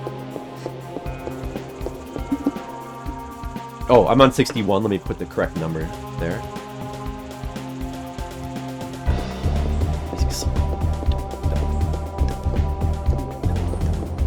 Somehow it like perfectly suits the atmosphere of this Chrysler Building as well, being up in the high floors. Like, it feels climactic. Oh, you get to fight the bear here. This bear, you fight him somewhere in the main game, right? But this is like a high level version of him, probably. There's like snakes back there as well. I don't care about them though. Snakes try to strike. Whatever, snakes.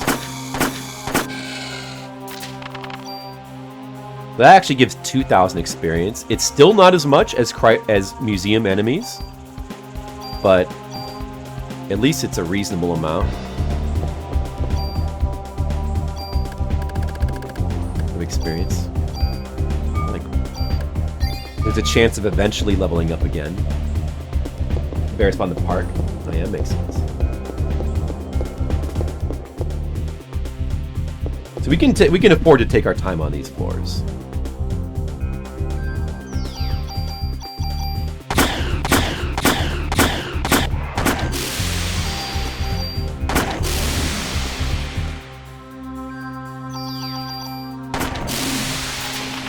Werewolves, easy. Alright, another 2,000 experience.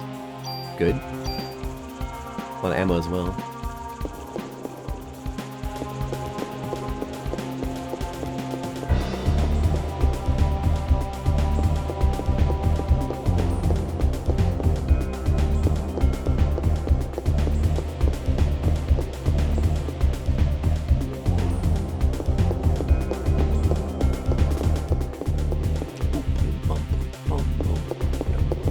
Treasure room.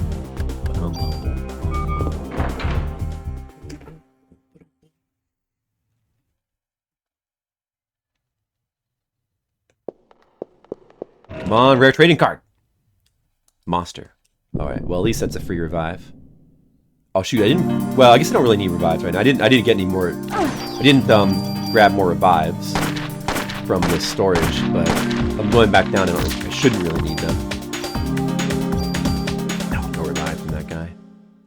That guy will actually respawn. I can find him for more revives if I want to. Maybe I should try to at least... Oh, there's going to be 2 of them, huh?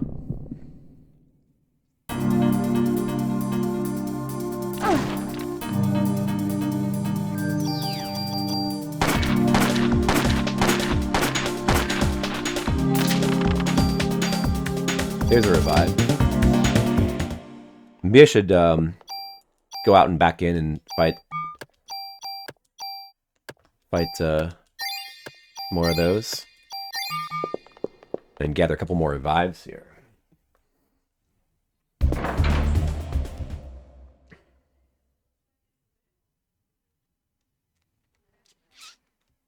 Oh, these guys don't... Huh. Those guys don't respawn. There was another floor somewhere with chests that actually had respawning mimics in them, which you could fight. Where was that again? Was that in the 40s? Well, I have plenty of revives now, so it's not like I need to farm more revives. We should have enough. Yeah, I practically have enough to, like, fill my inventory with them. So... But still, that's kind of interesting that maybe there's only specific mimic chests that you can farm. I wonder if there's just only very specific ones. I thought maybe you might be able to refarm all of them, but it seems that's not the case. Those ones are one-time spawns, apparently.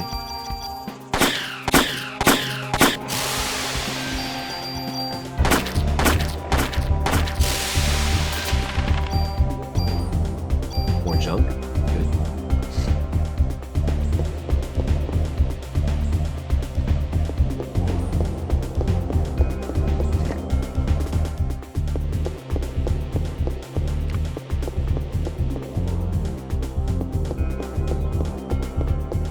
Man, maybe I should be mapping this just to make it easier to go back down. A good chance of resetting the fight.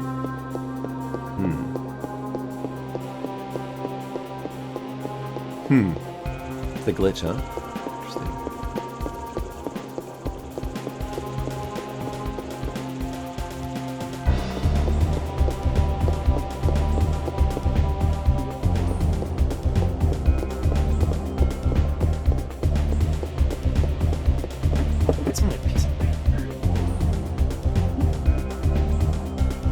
Probably should be making maps only for the sake of being able to quickly go back down.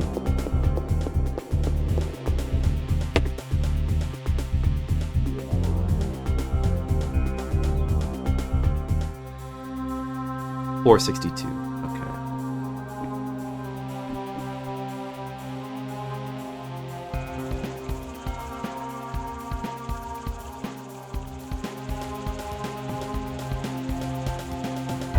Alright. I actually will make a map.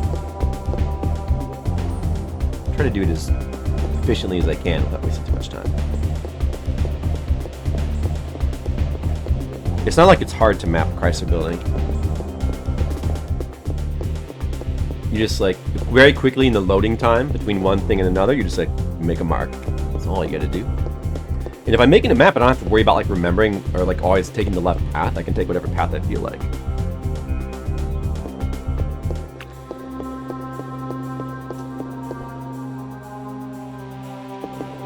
This looks like stairs. Okay. You find the treasure room yet? Maybe it'll be right next to it. That'd be good. Elevator. Gonna want to mark that on my map. Oh, it is right next to it. Oh, perfect. Perfect. Perfect. Got the perfect floor here. What gun was that? What is this? It's also got, what is it, critical up? Should I say, should I save another source of that, or is it pointless? Probably pointless. Well, it doesn't have any attack to take anyway, so I'll just hold on to it. Tool. Don't need that. Trash it.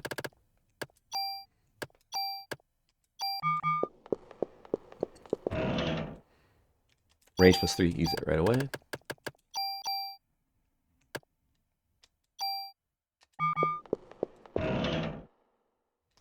Heal full cure.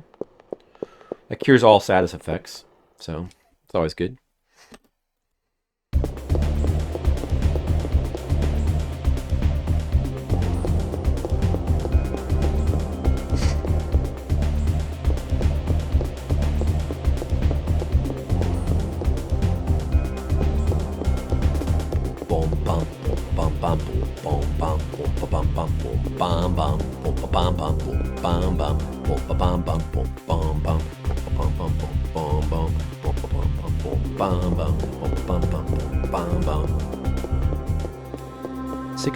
Third floor. All right.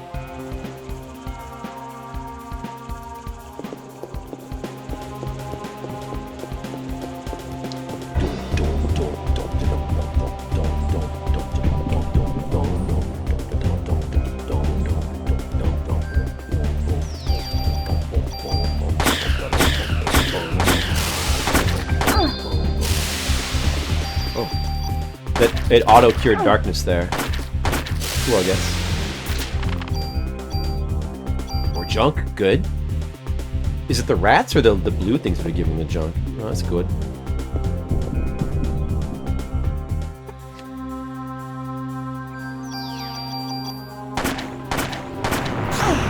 I know, I guess these things.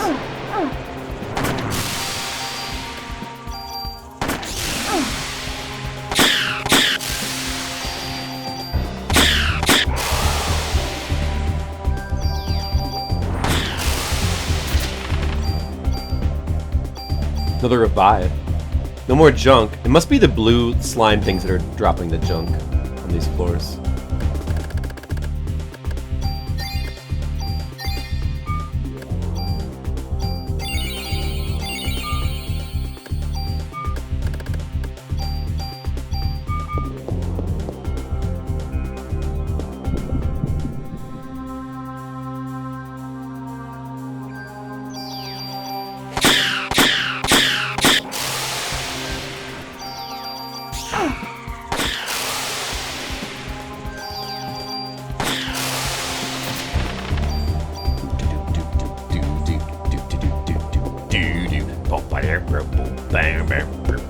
Oh yeah, treasure. Good.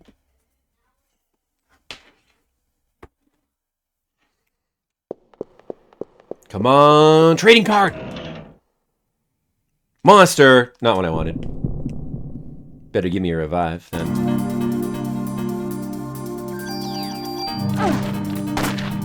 He only did 100 damage that time. No revive.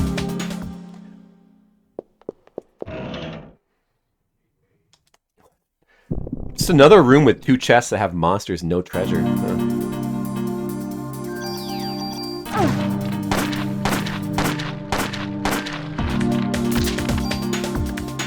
Here's a revive. Alright, that's good.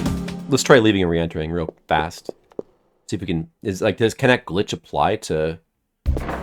Is the glitch what made those things respawn in the first place?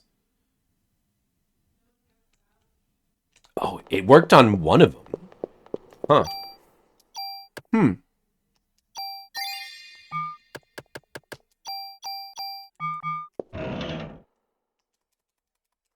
I'll farm for a couple more revives. Well, I mean, let's see how... Let's just see how long it'll respawn.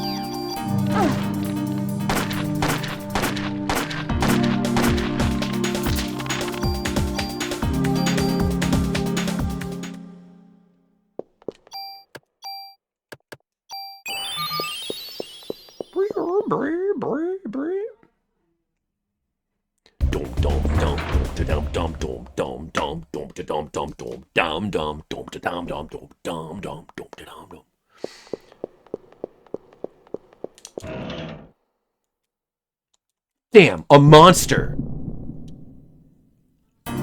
Well. Well, 300 damage that time. Get out of here, you son of a bitch.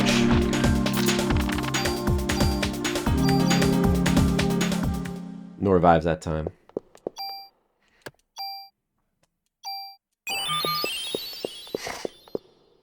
Alright, whatever. We don't need to farm for more revives. We got tons. Fine. Let's keep going. Yeah, making a map was a good idea. It's gonna be so much more painless to like run back out of here the long way.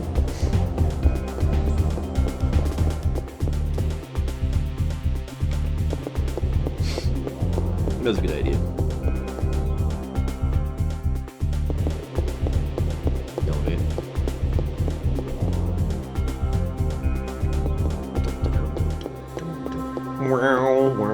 I bet this will be a dead end. Let's see. Yep, dead end.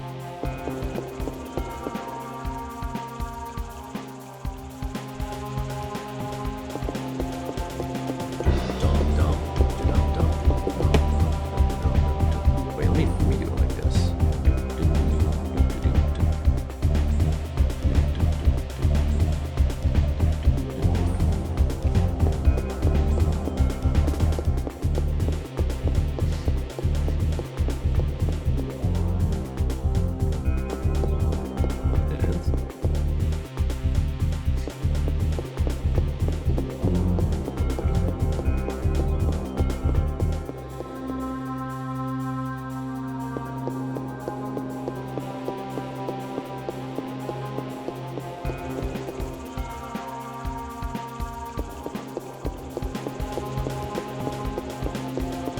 I should probably show the map I'm making on stream. Maybe I'll do it in a bit.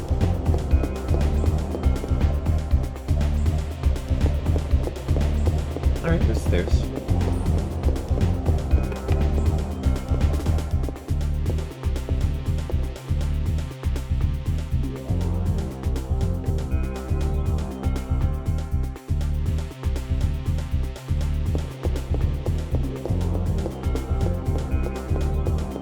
We're on a mission. A mission to get trading cards. A mission from God.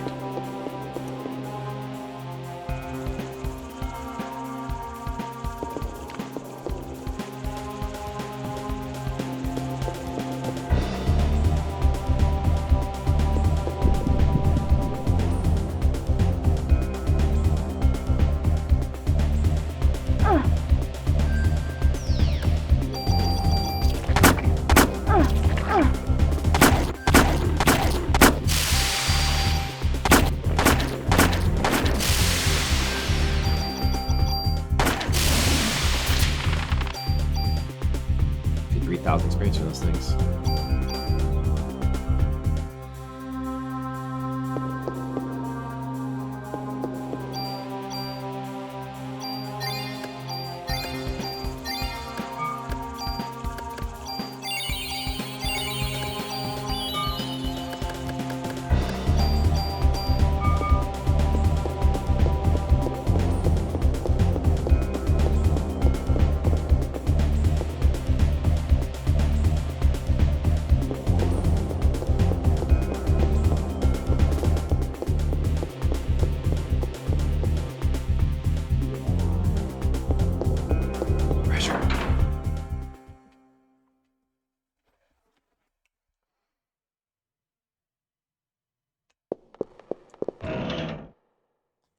Super tool. That's a good thing. CM armor 2. PE energy down, but wait. Okay. Well,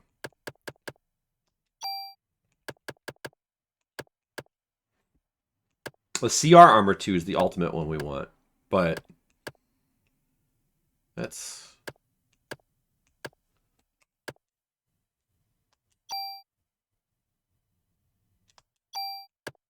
What do these things do? PE burden decreases, so that's actually good. But decrease attack power, of course, is bad. So I don't want that.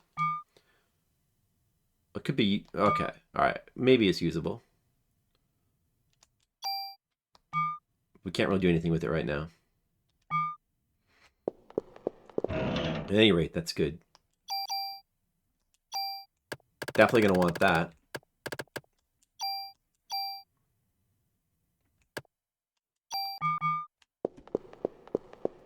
Super Tool. That's me. Super Tool. Of the Super Stream. Costs go down. Oh. Of course, we'll have to save for later.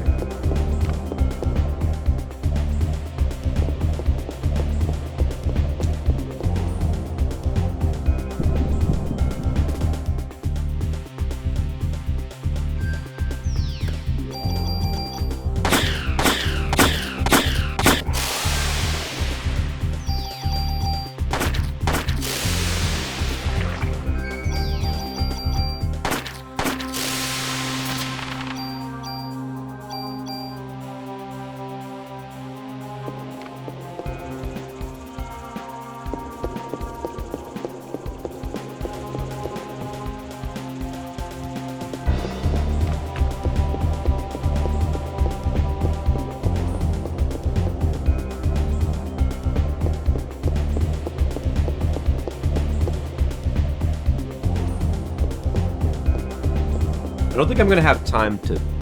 I probably can only stream for another couple hours because I got a New Year's Eve party to go to, you know. But we could definitely do some damage to this dungeon tonight.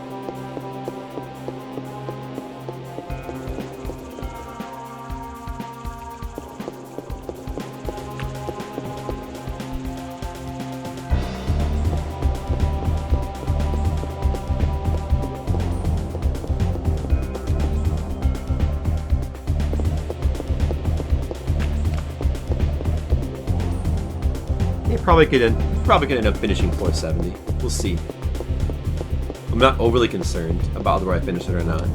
It'll be enough to just make a lot of progress. If we end up farming these floors as well, spending some time farming them, it's fine.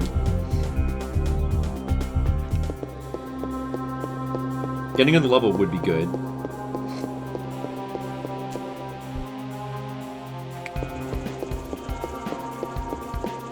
This is a long, winding path here. It better lead to the damned stairs.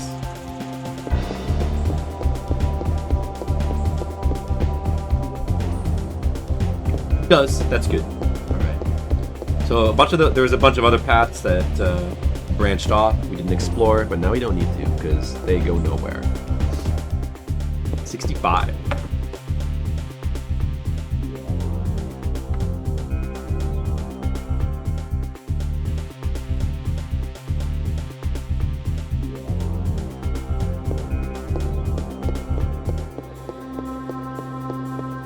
Yeah, the slime things drop junk. I don't know how much more I need, but it wouldn't hurt to farm here for a little bit.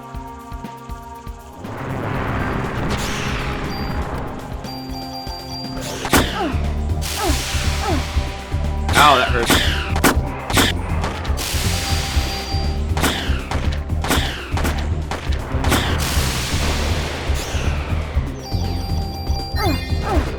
Oh, I actually had to use an auto medicine there. Wow, those guys hurt a lot. These enemies can hurt a lot. They can definitely hurt a lot.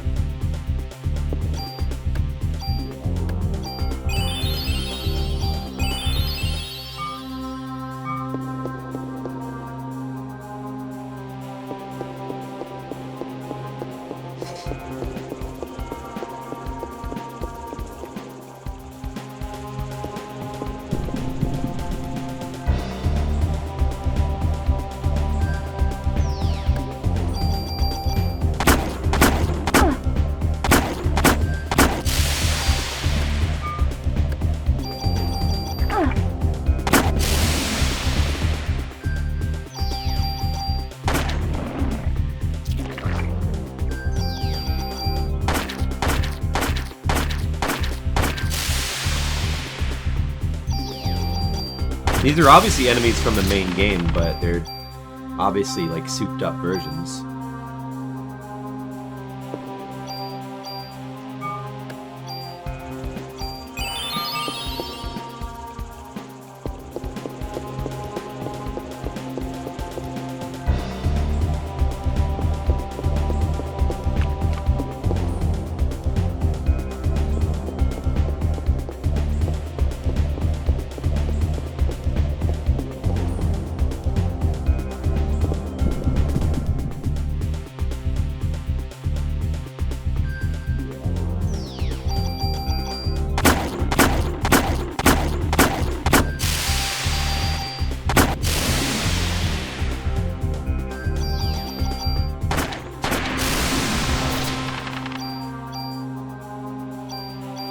lot of junk. It's good.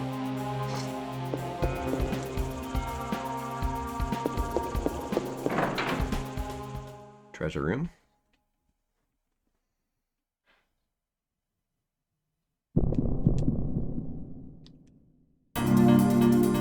Weak enemy. I should just let my energy recharge. Oh, it's already full anyway.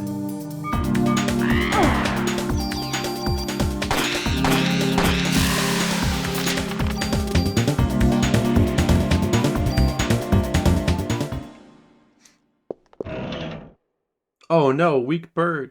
B armor. 6 slots on this thing. But it would need a super tool to take off that attack down.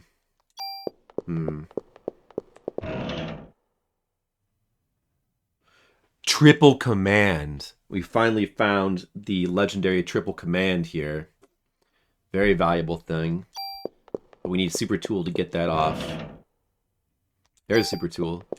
Oh man. What if I... Okay, so... 1 and 2. So if I just...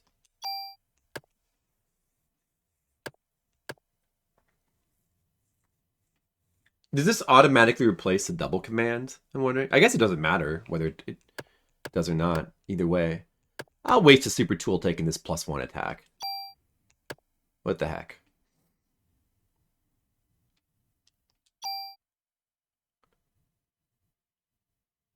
Would save before attempting to transfer? Why, you think there's a chance it wouldn't work?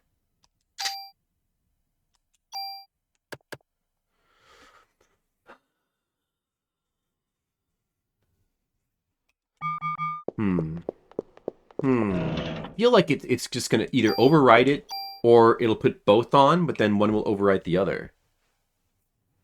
It's gonna, one way or the other, it should overwrite it. Should be fine. Most likely.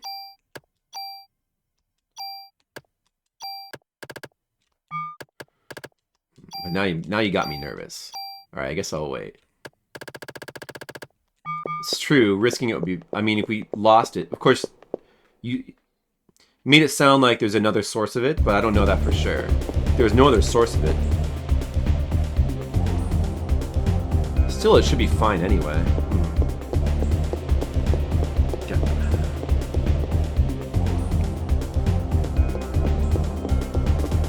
Well, okay, just in case, I'll just leave it right now.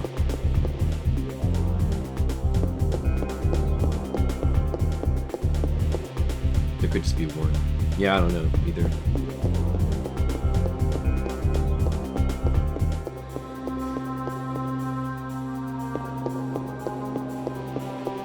There's the stairs, very good. Whoa, that's a small floor.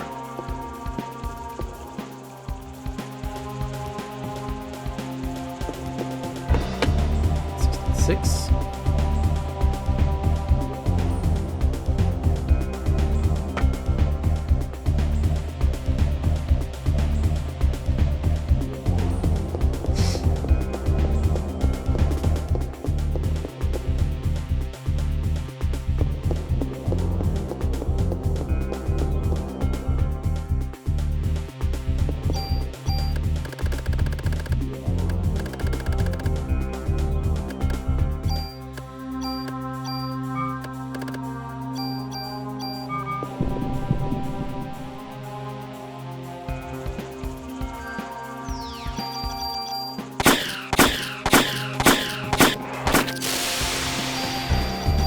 How many more junks I would need to get the super weapon.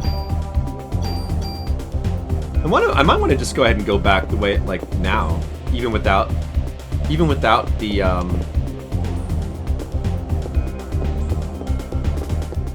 trading cards, just to drop off the junk. And going through here several times wouldn't be such a bad idea. Although I'd have to make more maps, I think.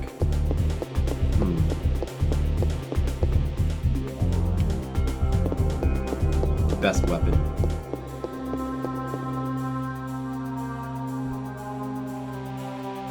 If I can gather enough. I wish Wayne had the tally, yeah. I could have tried to keep track, but... could have tried to keep track myself. But I would have had to have done that from 2 years ago.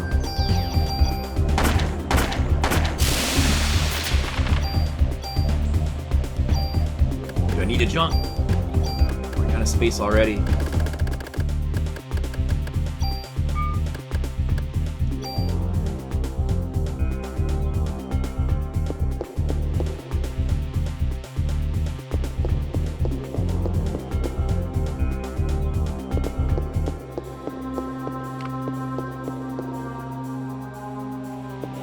Maybe I'll go back down. Well, I'm gonna at least try to get the treasure room on this floor first. I might go back down.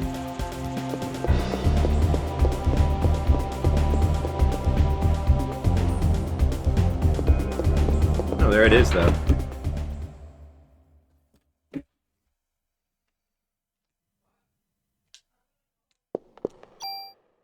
It makes sense to do that.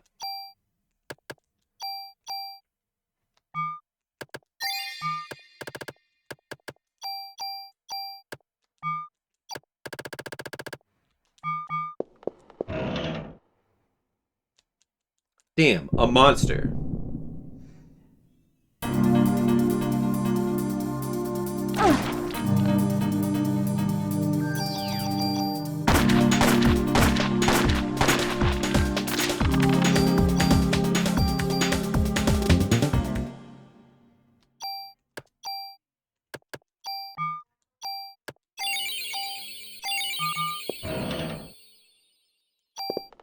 Oh, one of the trading cards. One of the trading cards. Uh-huh. Man, should I try to keep going on? It'd be great, but I mean, for all we know, the other trading card could be on 70. I think I'm gonna go back. I think I'm just gonna go back. Because then we can get even more junk on the way back up here. Yeah, let's just go back. It'll be easy to go back.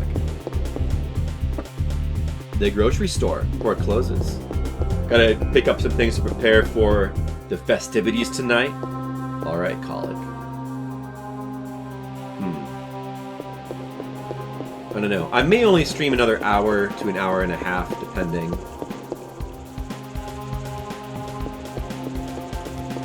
Because I got my own preparations to do. But it's good to get this progress, though.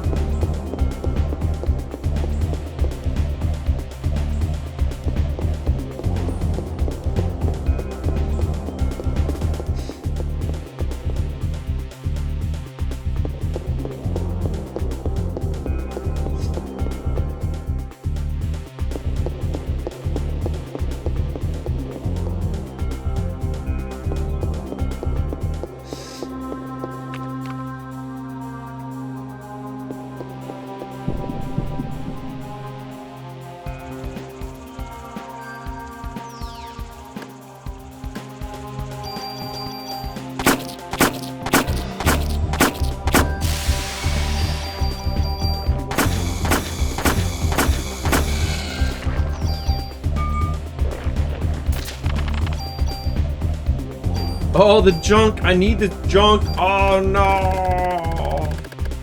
What am I gonna throw out?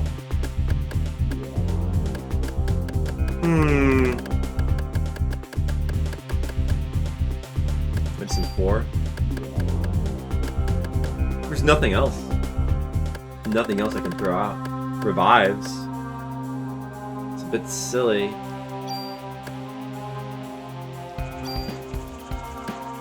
But I guess I have plenty anyway. Could throw them out.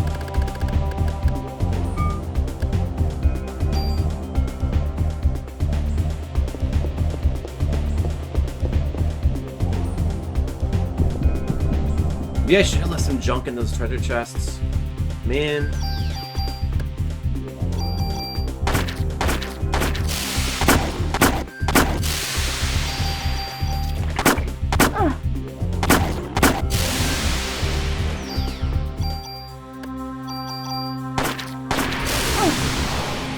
Those things do a lot of damage. Oh man, I cannot get this junk. Damn it. Damn it.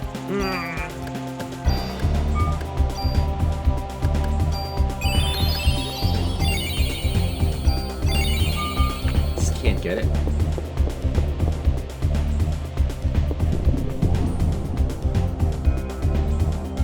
You guys should leave some revives and treasure chests.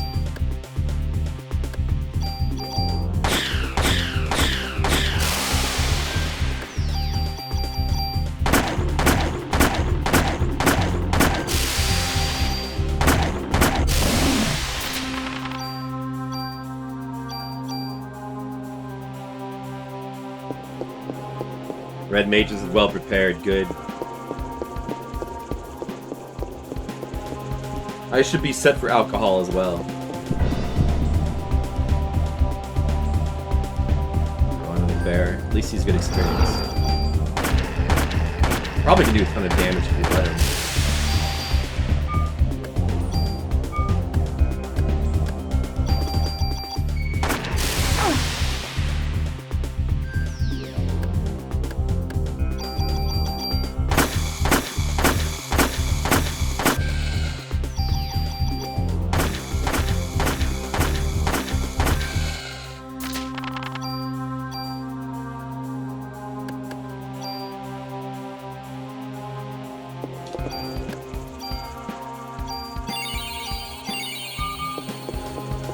Damn it. It's a ton of inventory space.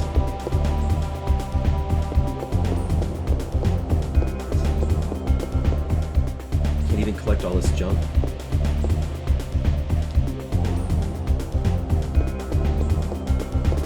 What is this, 64?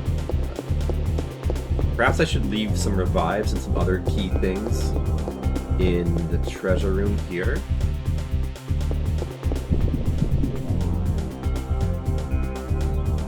Fireworks already, huh? Oh man, this guy's gonna drop more junk.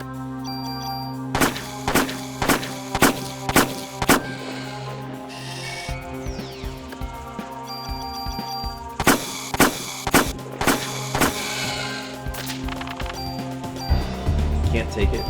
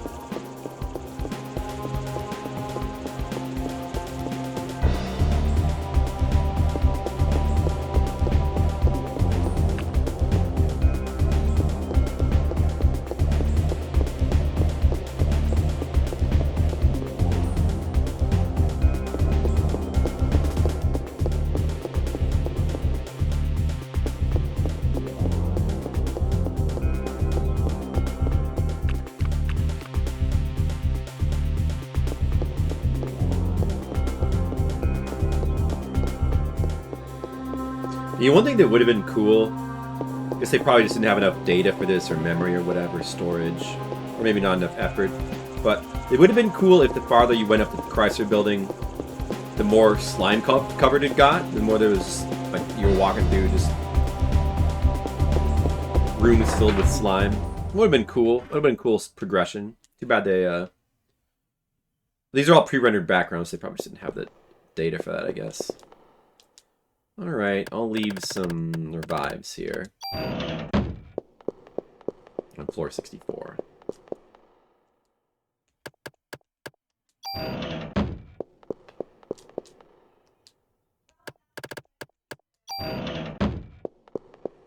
You come back for them later. Just remember that. You left those there.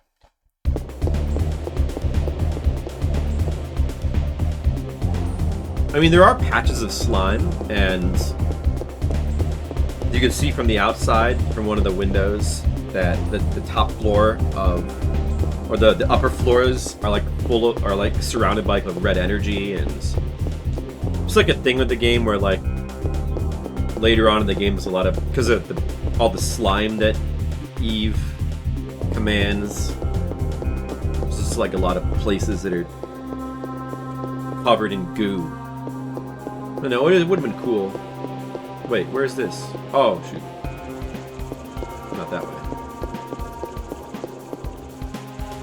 Yeah, maybe it's because it's Ghostbusters 2.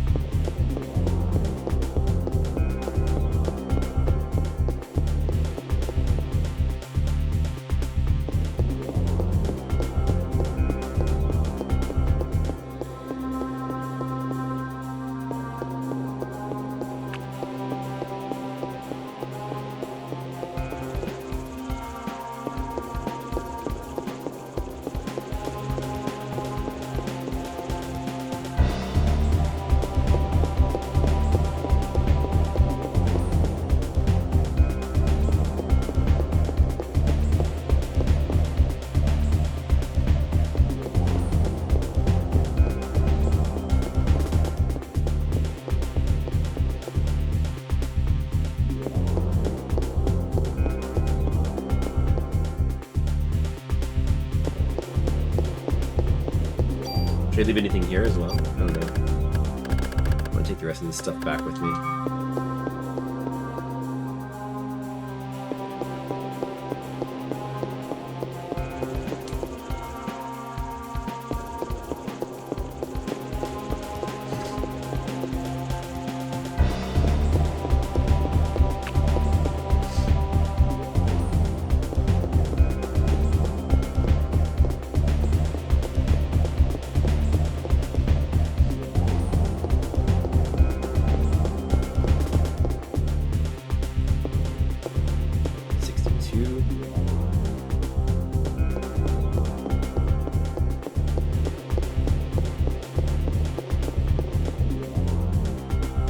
Pretty sure these maps should re-randomize when I come back in, so I'll have to make new maps. They're not that hard to make, so it's not a big problem.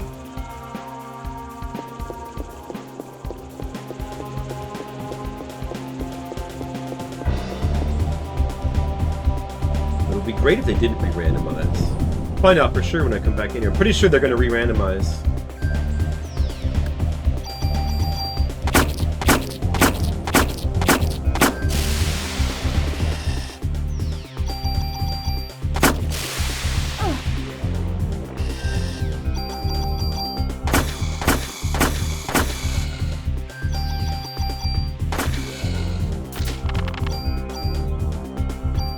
There's more junk I can get.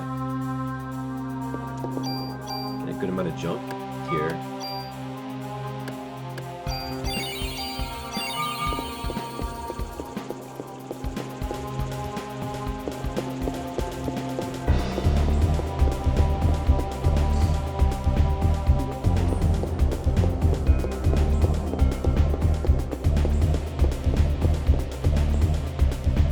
Yeah, it's a little bit roguelike.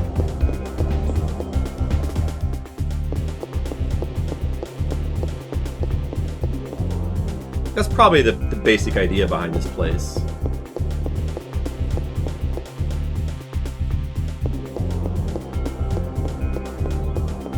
It's also why the design of the corridors is so basic, so that they can be attached in various ways.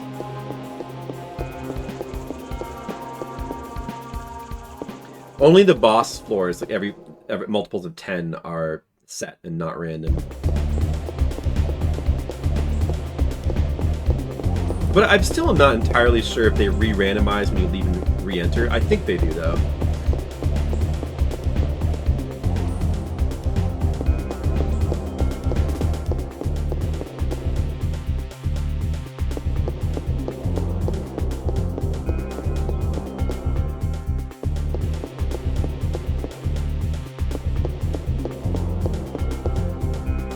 I'm not sure from here. I don't have a map of this floor.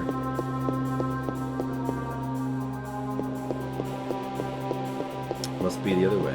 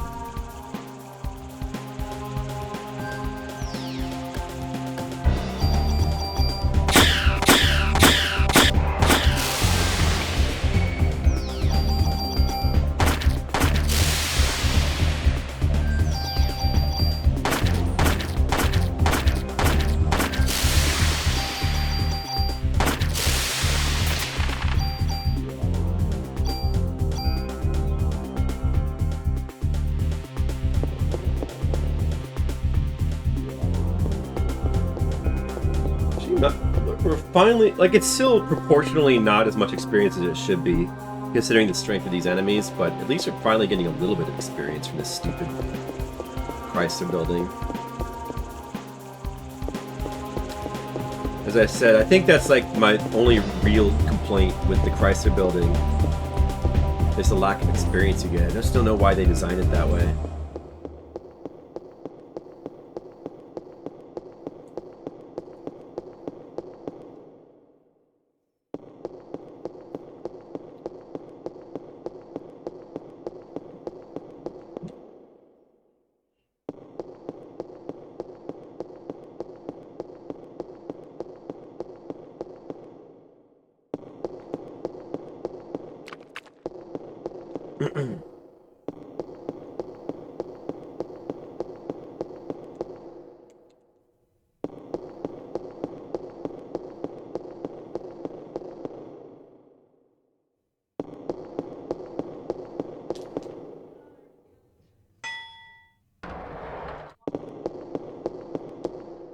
Alright.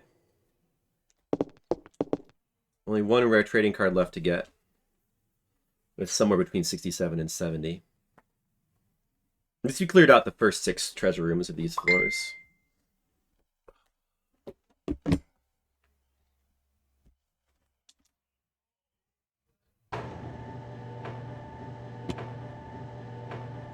Artificial replayability? What's that? How do you mean?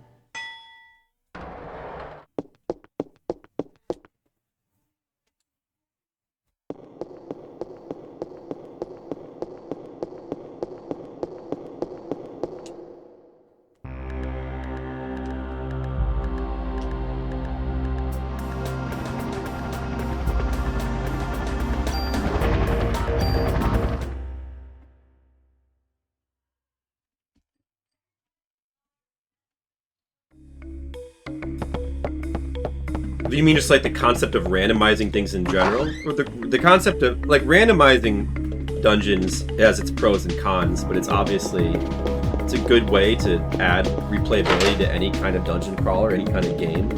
But it has its weaknesses as well. I wouldn't consider it to be artificial in general. Oh, not the thing with experience points? I don't know, because it doesn't really add replayability at all. Like, there's no aspect of it. What it really does is just force you to like, it limits your options when it comes to actually leveling up. It makes the Chrysler Tower not a good place to level up. At least not until, maybe you're just, not until you get to, like, the final floors. But it could be because they're worried about, you're not intended to really get into the high 30s. So they just don't want to give you too many sources of experience. But, yeah, I don't know. And the final 7 floors probably give you the equivalent of the amount of experience that you get from the museum. They probably just don't want you to have sources of experience that are more than that, because you're not intended to go beyond 39, I suppose. Still, kind of sucks. It doesn't really do anything to increase the play time. Like, you're not really intended to level up beyond the high 30s. And the high 30s are around, that's good enough as far as levels to beat even the Chrysler Tower. So there's not a need to level up more. They just don't want you to get past a certain point of levels. We're already at the endgame levels, I think. But I think, I don't know, I think they could have... They could have, they could have made it so that you could... They could have just made it so that the level requirements would increase in a normal way. They could have just made it so that you could have gone past 40 and it would have been more like a normal RPG, you know? Could have made it like that. They seem to want to balance everything around like levels 36 through 39. But they could have just not done it that way. I don't know.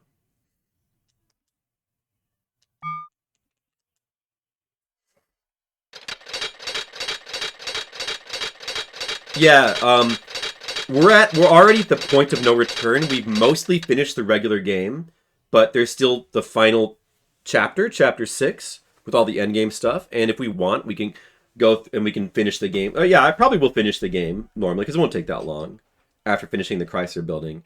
But we can't play past the end of day 5, or else we won't get access to the Chrysler Building anymore. Because after that, it's like all story stuff. We're going to be on a boat, and it just wouldn't be logical to be able to access it, I guess.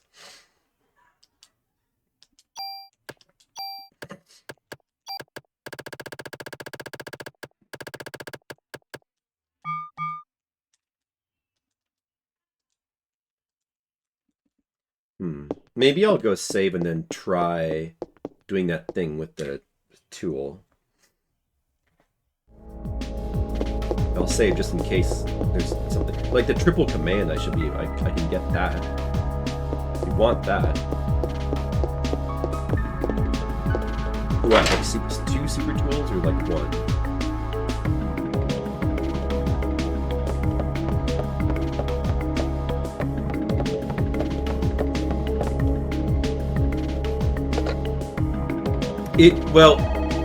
It is post-game content in the sense that you can only access it in New Game Plus. You can't access the Chrysler Building in normal game. You have to be on New Game Plus.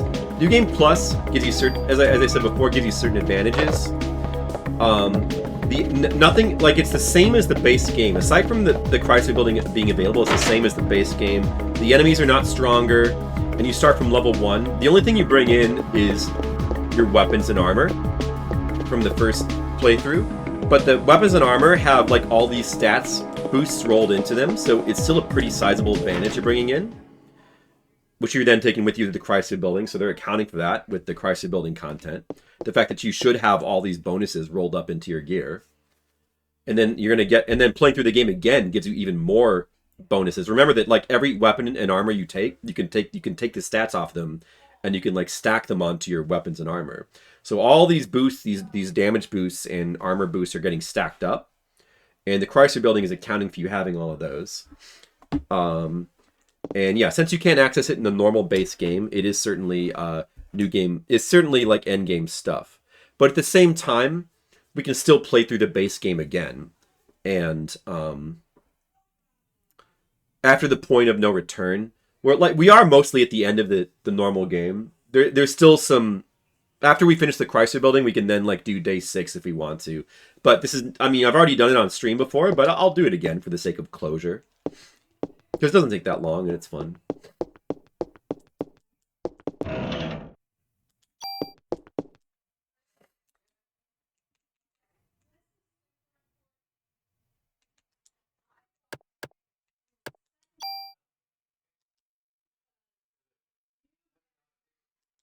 Let's see. This does work on the CM armor. I probably want to save this for the CR2 armor. I'm not sure how many slots that one can be added to, but I may actually want to save this card for right now. In case of... Although, and I don't know if... probably the regular trading cards can work on armor as well, and it's just a matter of whether it can actually get more slots or not. But maybe you actually need rare trading cards to increase armor. I don't know for sure. I could find out now, but it doesn't really matter. Well, I mean, maybe I should actually check. I could, yeah, let's get a mod permit and a normal trading card and see if those also can add slots to this armor. Just curious, I guess. Mod permit. Yeah, it also works on CM armor too. Trading card. Okay. So it is just the armor, the weapons and armor. The weapons and armor have like some kind of cap, like it's a hidden stat on how many slots they can get. And any of these various things that increase slots can work. It seems like. Okay. Well.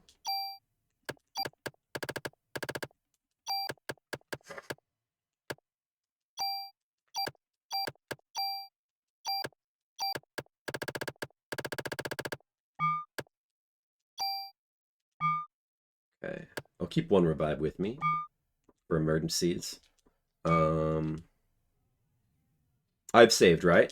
So now let's go ahead and I'm not gonna do tune-up. Oh, let's check what he's got 12, right? 2, 3, 6, 7, 8, 9, 10. When he gets 14, I'll have access to the super toolkit, which is a thing that I really, really need. But I have 11,000 bonus points now. Wow. I got a ton of bonus points for that one level up. Dude, that's crazy. Hold on. I'm not going to mess with those yet. What I want to do is, what I really want to do is do this. Oh, man. Wait. Okay. This. Wait.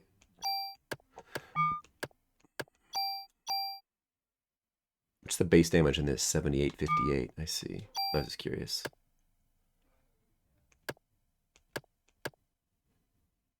With only 2 super tools, we can't do that much. When do we get the bazooka? Well, you get one after, in the normal game, you get one after beating the crab in the warehouse, the optional area. Well, whether it's a bazooka or a rocket launcher. I've been calling it a rocket launcher. The thing that uses rockets.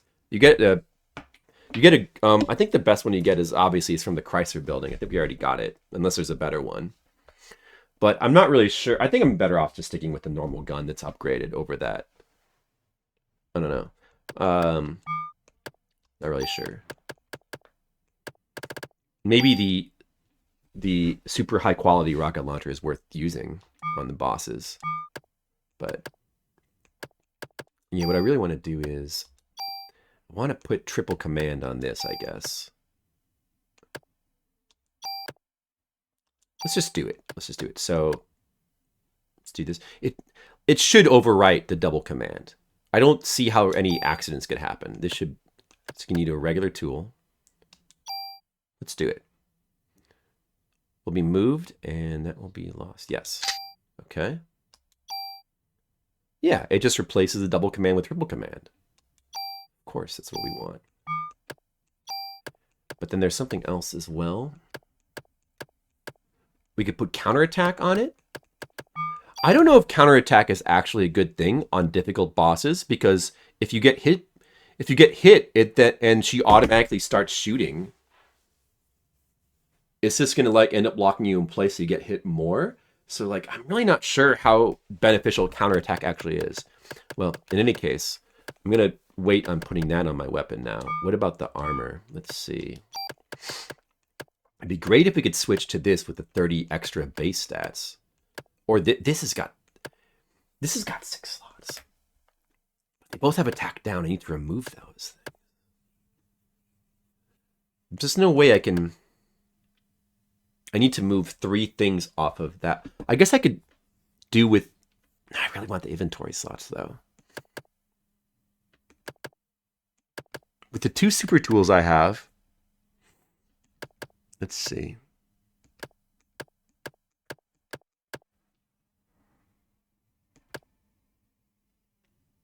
Protects against poison paralysis, which you really want a protection from his darkness.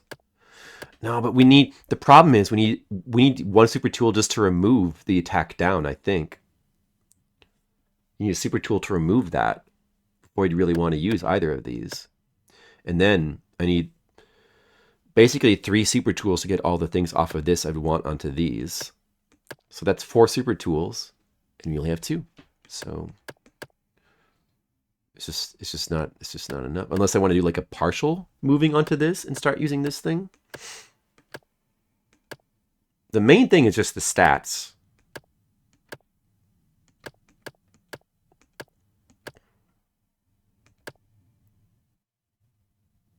Having the thing, I don't know.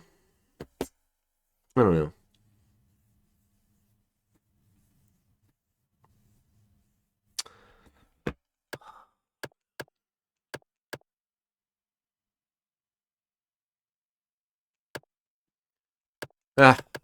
There's no point in,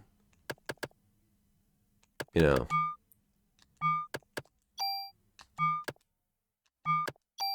There's no point in wasting time trying to think about it. I may as well just wait. May as well keep waiting until we get the super toolkit. When we get the super toolkit, we can then make our perfect weapon and armor. Until that point, we can just keep... What we have is good enough for exploring the floors. The enemies are pretty strong, but we're not. It's not really that dangerous. We should be fine.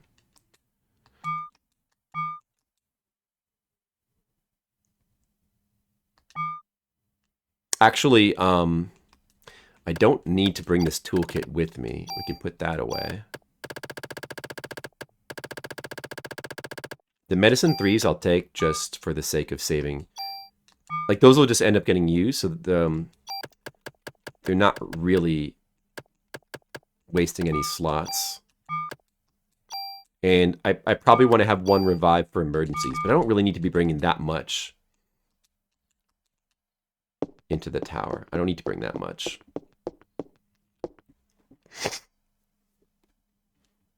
All I need is inventory space. The main thing I need is just inventory space to collect more junk and level up more. May as well do those things, and for right now, kind of just, I probably should be dipping in and out of the tower. Maybe I could try to go a little bit farther each time, but it would be good to level up a little bit more if we can.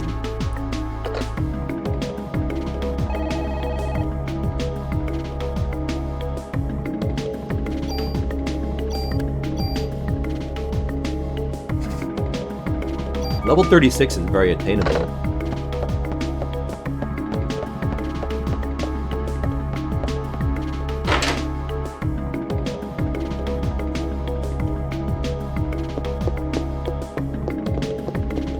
I'm gonna probably take a real quick bathroom break. Be right back.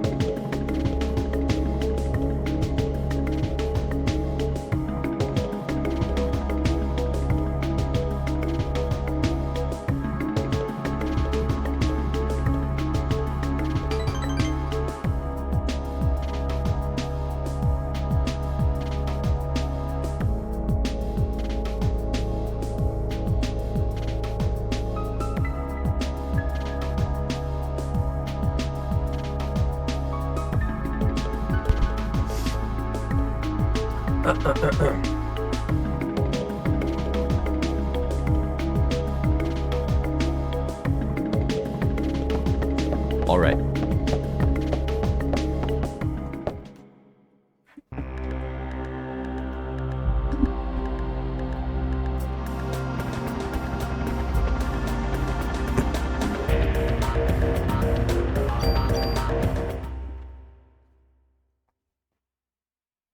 Be great if the map somehow doesn't re-randomize. Oh, Savage Music Man, hello to you. You play these games every year and you love seeing people play them? Well, you've come to the right place then, it seems. I won't be on later. I can only stream for like another hour probably. Then I gotta go do New Year's stuff. That's why I'm streaming early on today. But happy Chrysler Day to you. It's always good to hear that people are fans of these games. Yeah, I love this game. This game is amazing, and I played through it. I've played through it a couple times, but I haven't played through the Chrysler Building since way back in the 90s. I've always wanted to do another playthrough of it, and now we're doing it. And it's fun. Happy New Year's to you, then. Well, I probably won't be finishing this today, tonight, because I don't have time. So perhaps we'll end up finishing this on New Year's Day. I don't know. We'll see.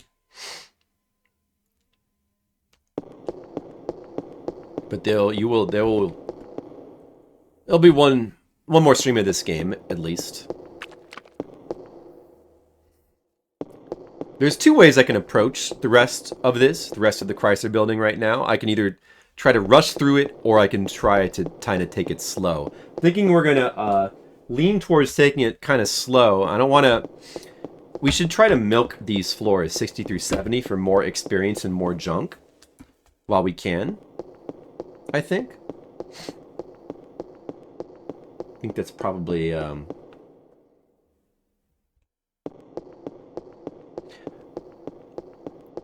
If I rush through it, we might be able to finish the Chrysler Building in a few more hours, if things go well. But of course, I don't know if they will go well necessarily. So in that sense, rushing may not actually save me time. But also, I don't know, I kind of want to... I feel the desire to level up and boost up our power, just if nothing else for fun. So I don't really want to rush through these floors. I want to take my time with these and get more junk and levels. Oh yeah, now we got 9 attacks. Pretty crazy.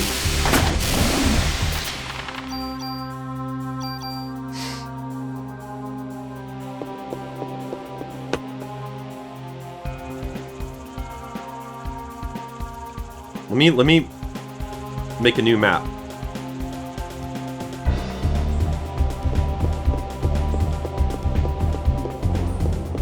I'm gonna start making a new map now.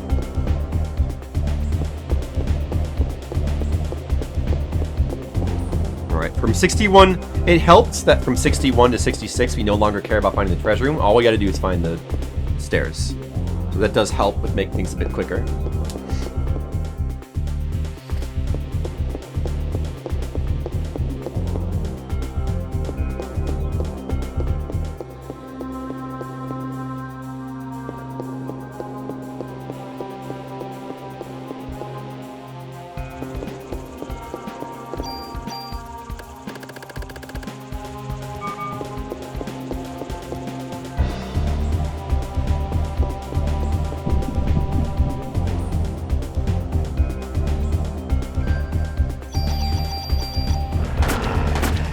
Get destroyed, bear. Oh, he can hardly bear it.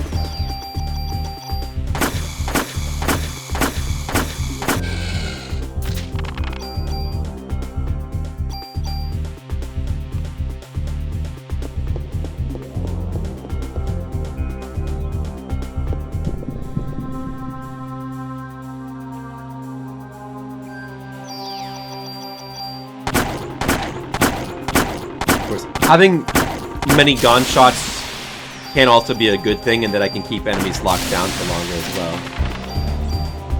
Oh man, hey, really, we're getting pretty decent experience. It's almost like, no, I think it more or less is museum level experience now. No, it makes sense we'd be getting it at this point. There's the treasure room. I'll just double check, but this should be empty. But if there's a chest that's closed, it would mean it has revive in it, or it has a mimic, which could be revive. You may as well try to grab that. And then we'll keep in mind that the chests on 64 have revives in them that I left behind.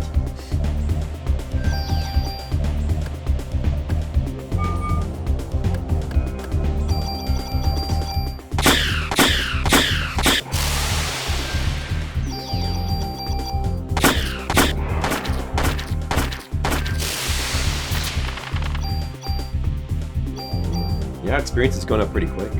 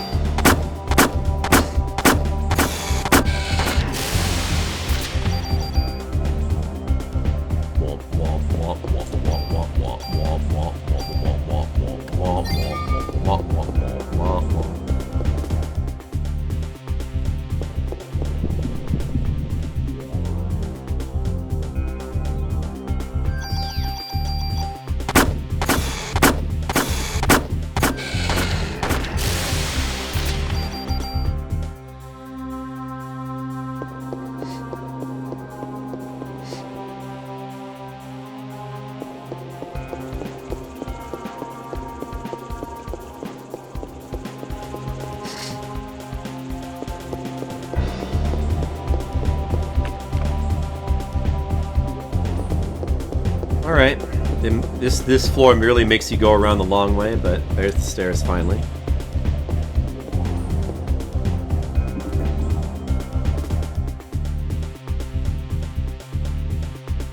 Okay, let's see. Is this going to be a different 62? Sure, probably will be.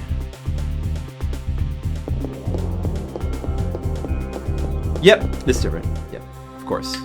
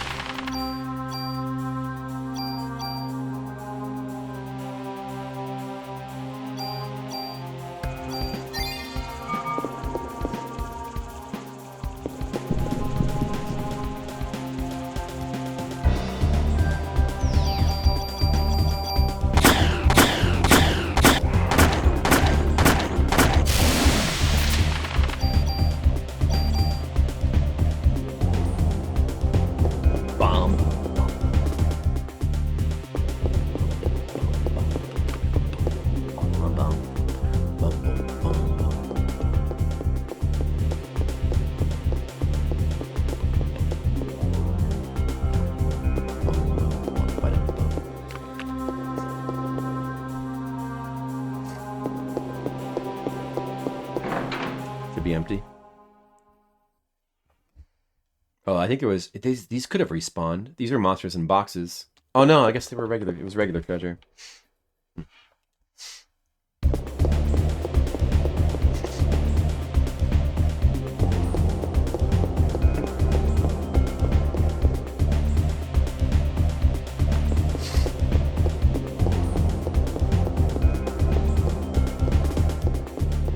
Oh, interesting. Wait.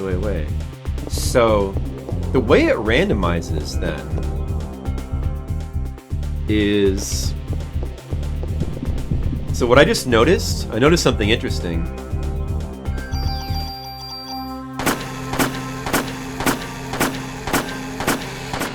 That means the stairs is going to be right above me.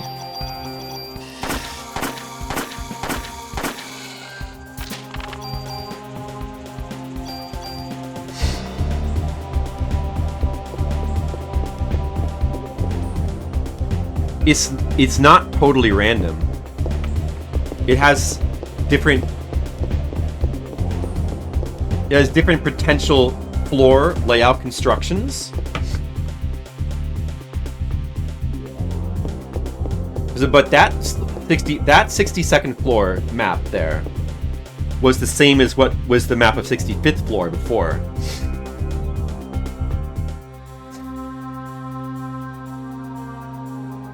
That's it. That could make... Once we have all these mapped out, that could actually make things a bit easier. If I recognize what floor I'm on, then the map becomes just a simple matter of, like, noticing which map you're on.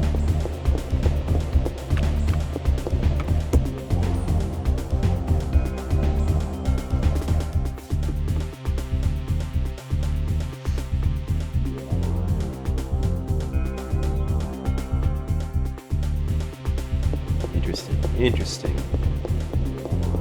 However, this one looks like one I haven't been to yet.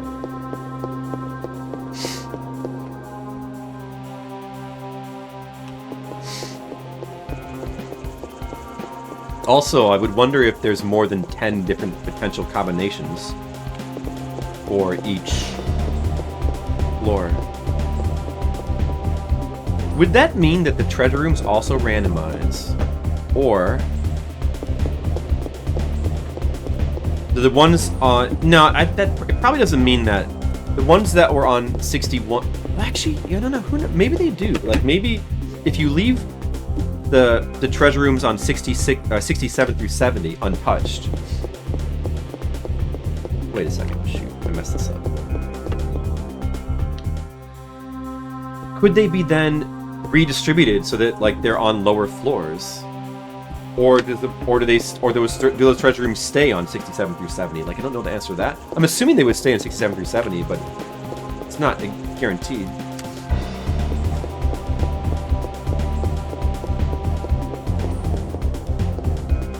We're bound to find out if we keep going up and down.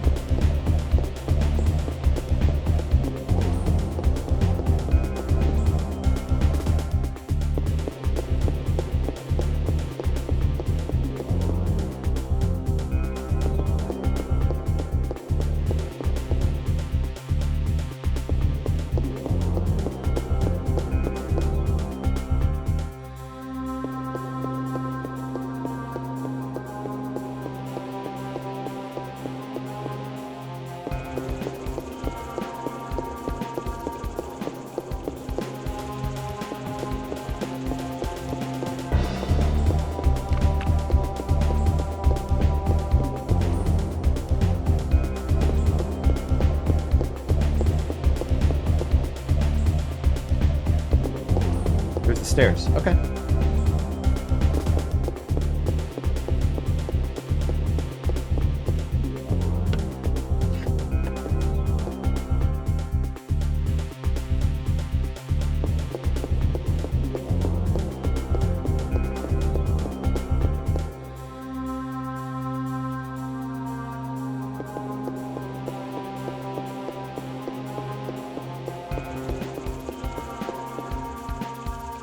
Right, this looks like a different floor that I've seen before.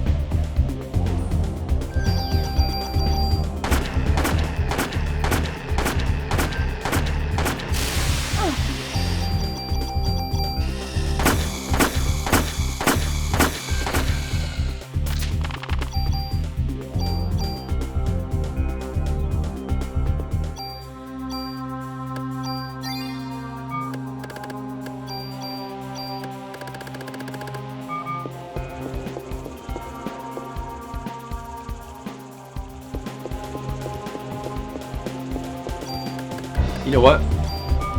Let's put some bonus points into defense. Attack and defense.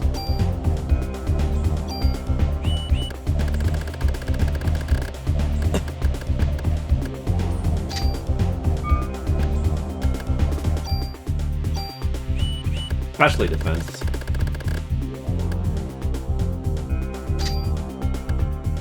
Should I get energy as well? I guess there's a decent amount of that.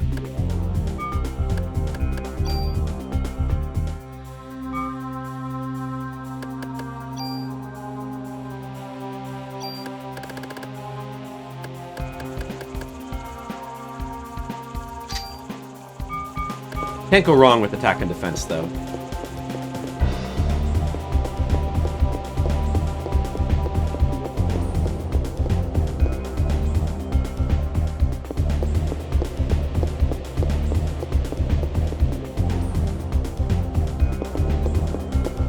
Alright, so the revive should be in here. Let's just see if they're still in there. Should be. Yep, those are the revives. They're still there. As expected. I don't need them right now.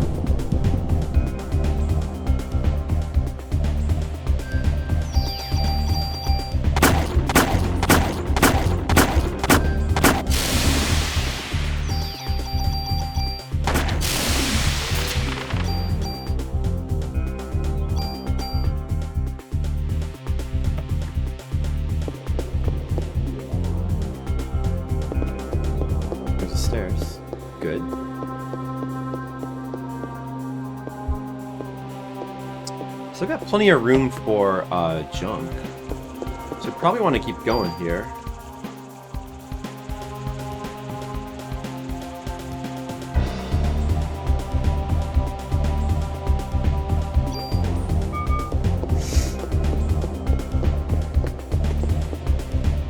It'd be great if we get the other trading card.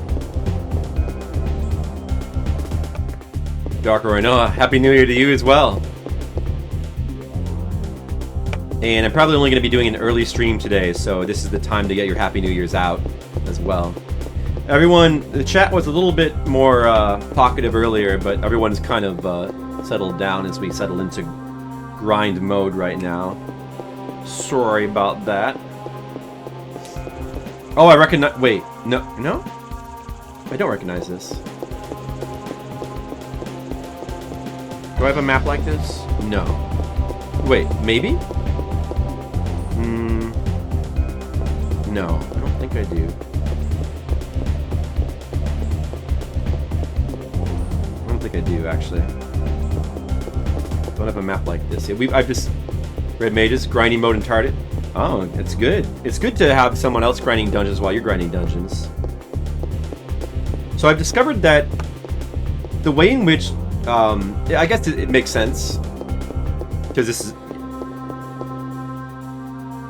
is probably often the case, but the way in which it randomizes these dungeons is... It doesn't fully randomize them. I think it just has set layouts it uses, and it switches between those. So making the maps actually is kind of helpful, because I'm starting to recognize that some floors are getting reused. And then makes things even easier when you recognize you have something that you already have a map for. Especially if I'm going to go up and down. I'm thinking that I might grind these sets of floors here, like 61 through 70. I might go ahead and grind this for a little while, as long as we can keep getting junk and levels from it.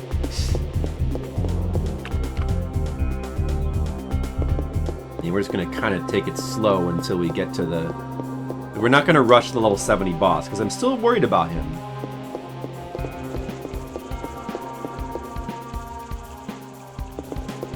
Once we get to... We've got all the treasure rooms up to 66. When we get to 67, we'll need to start finding them again.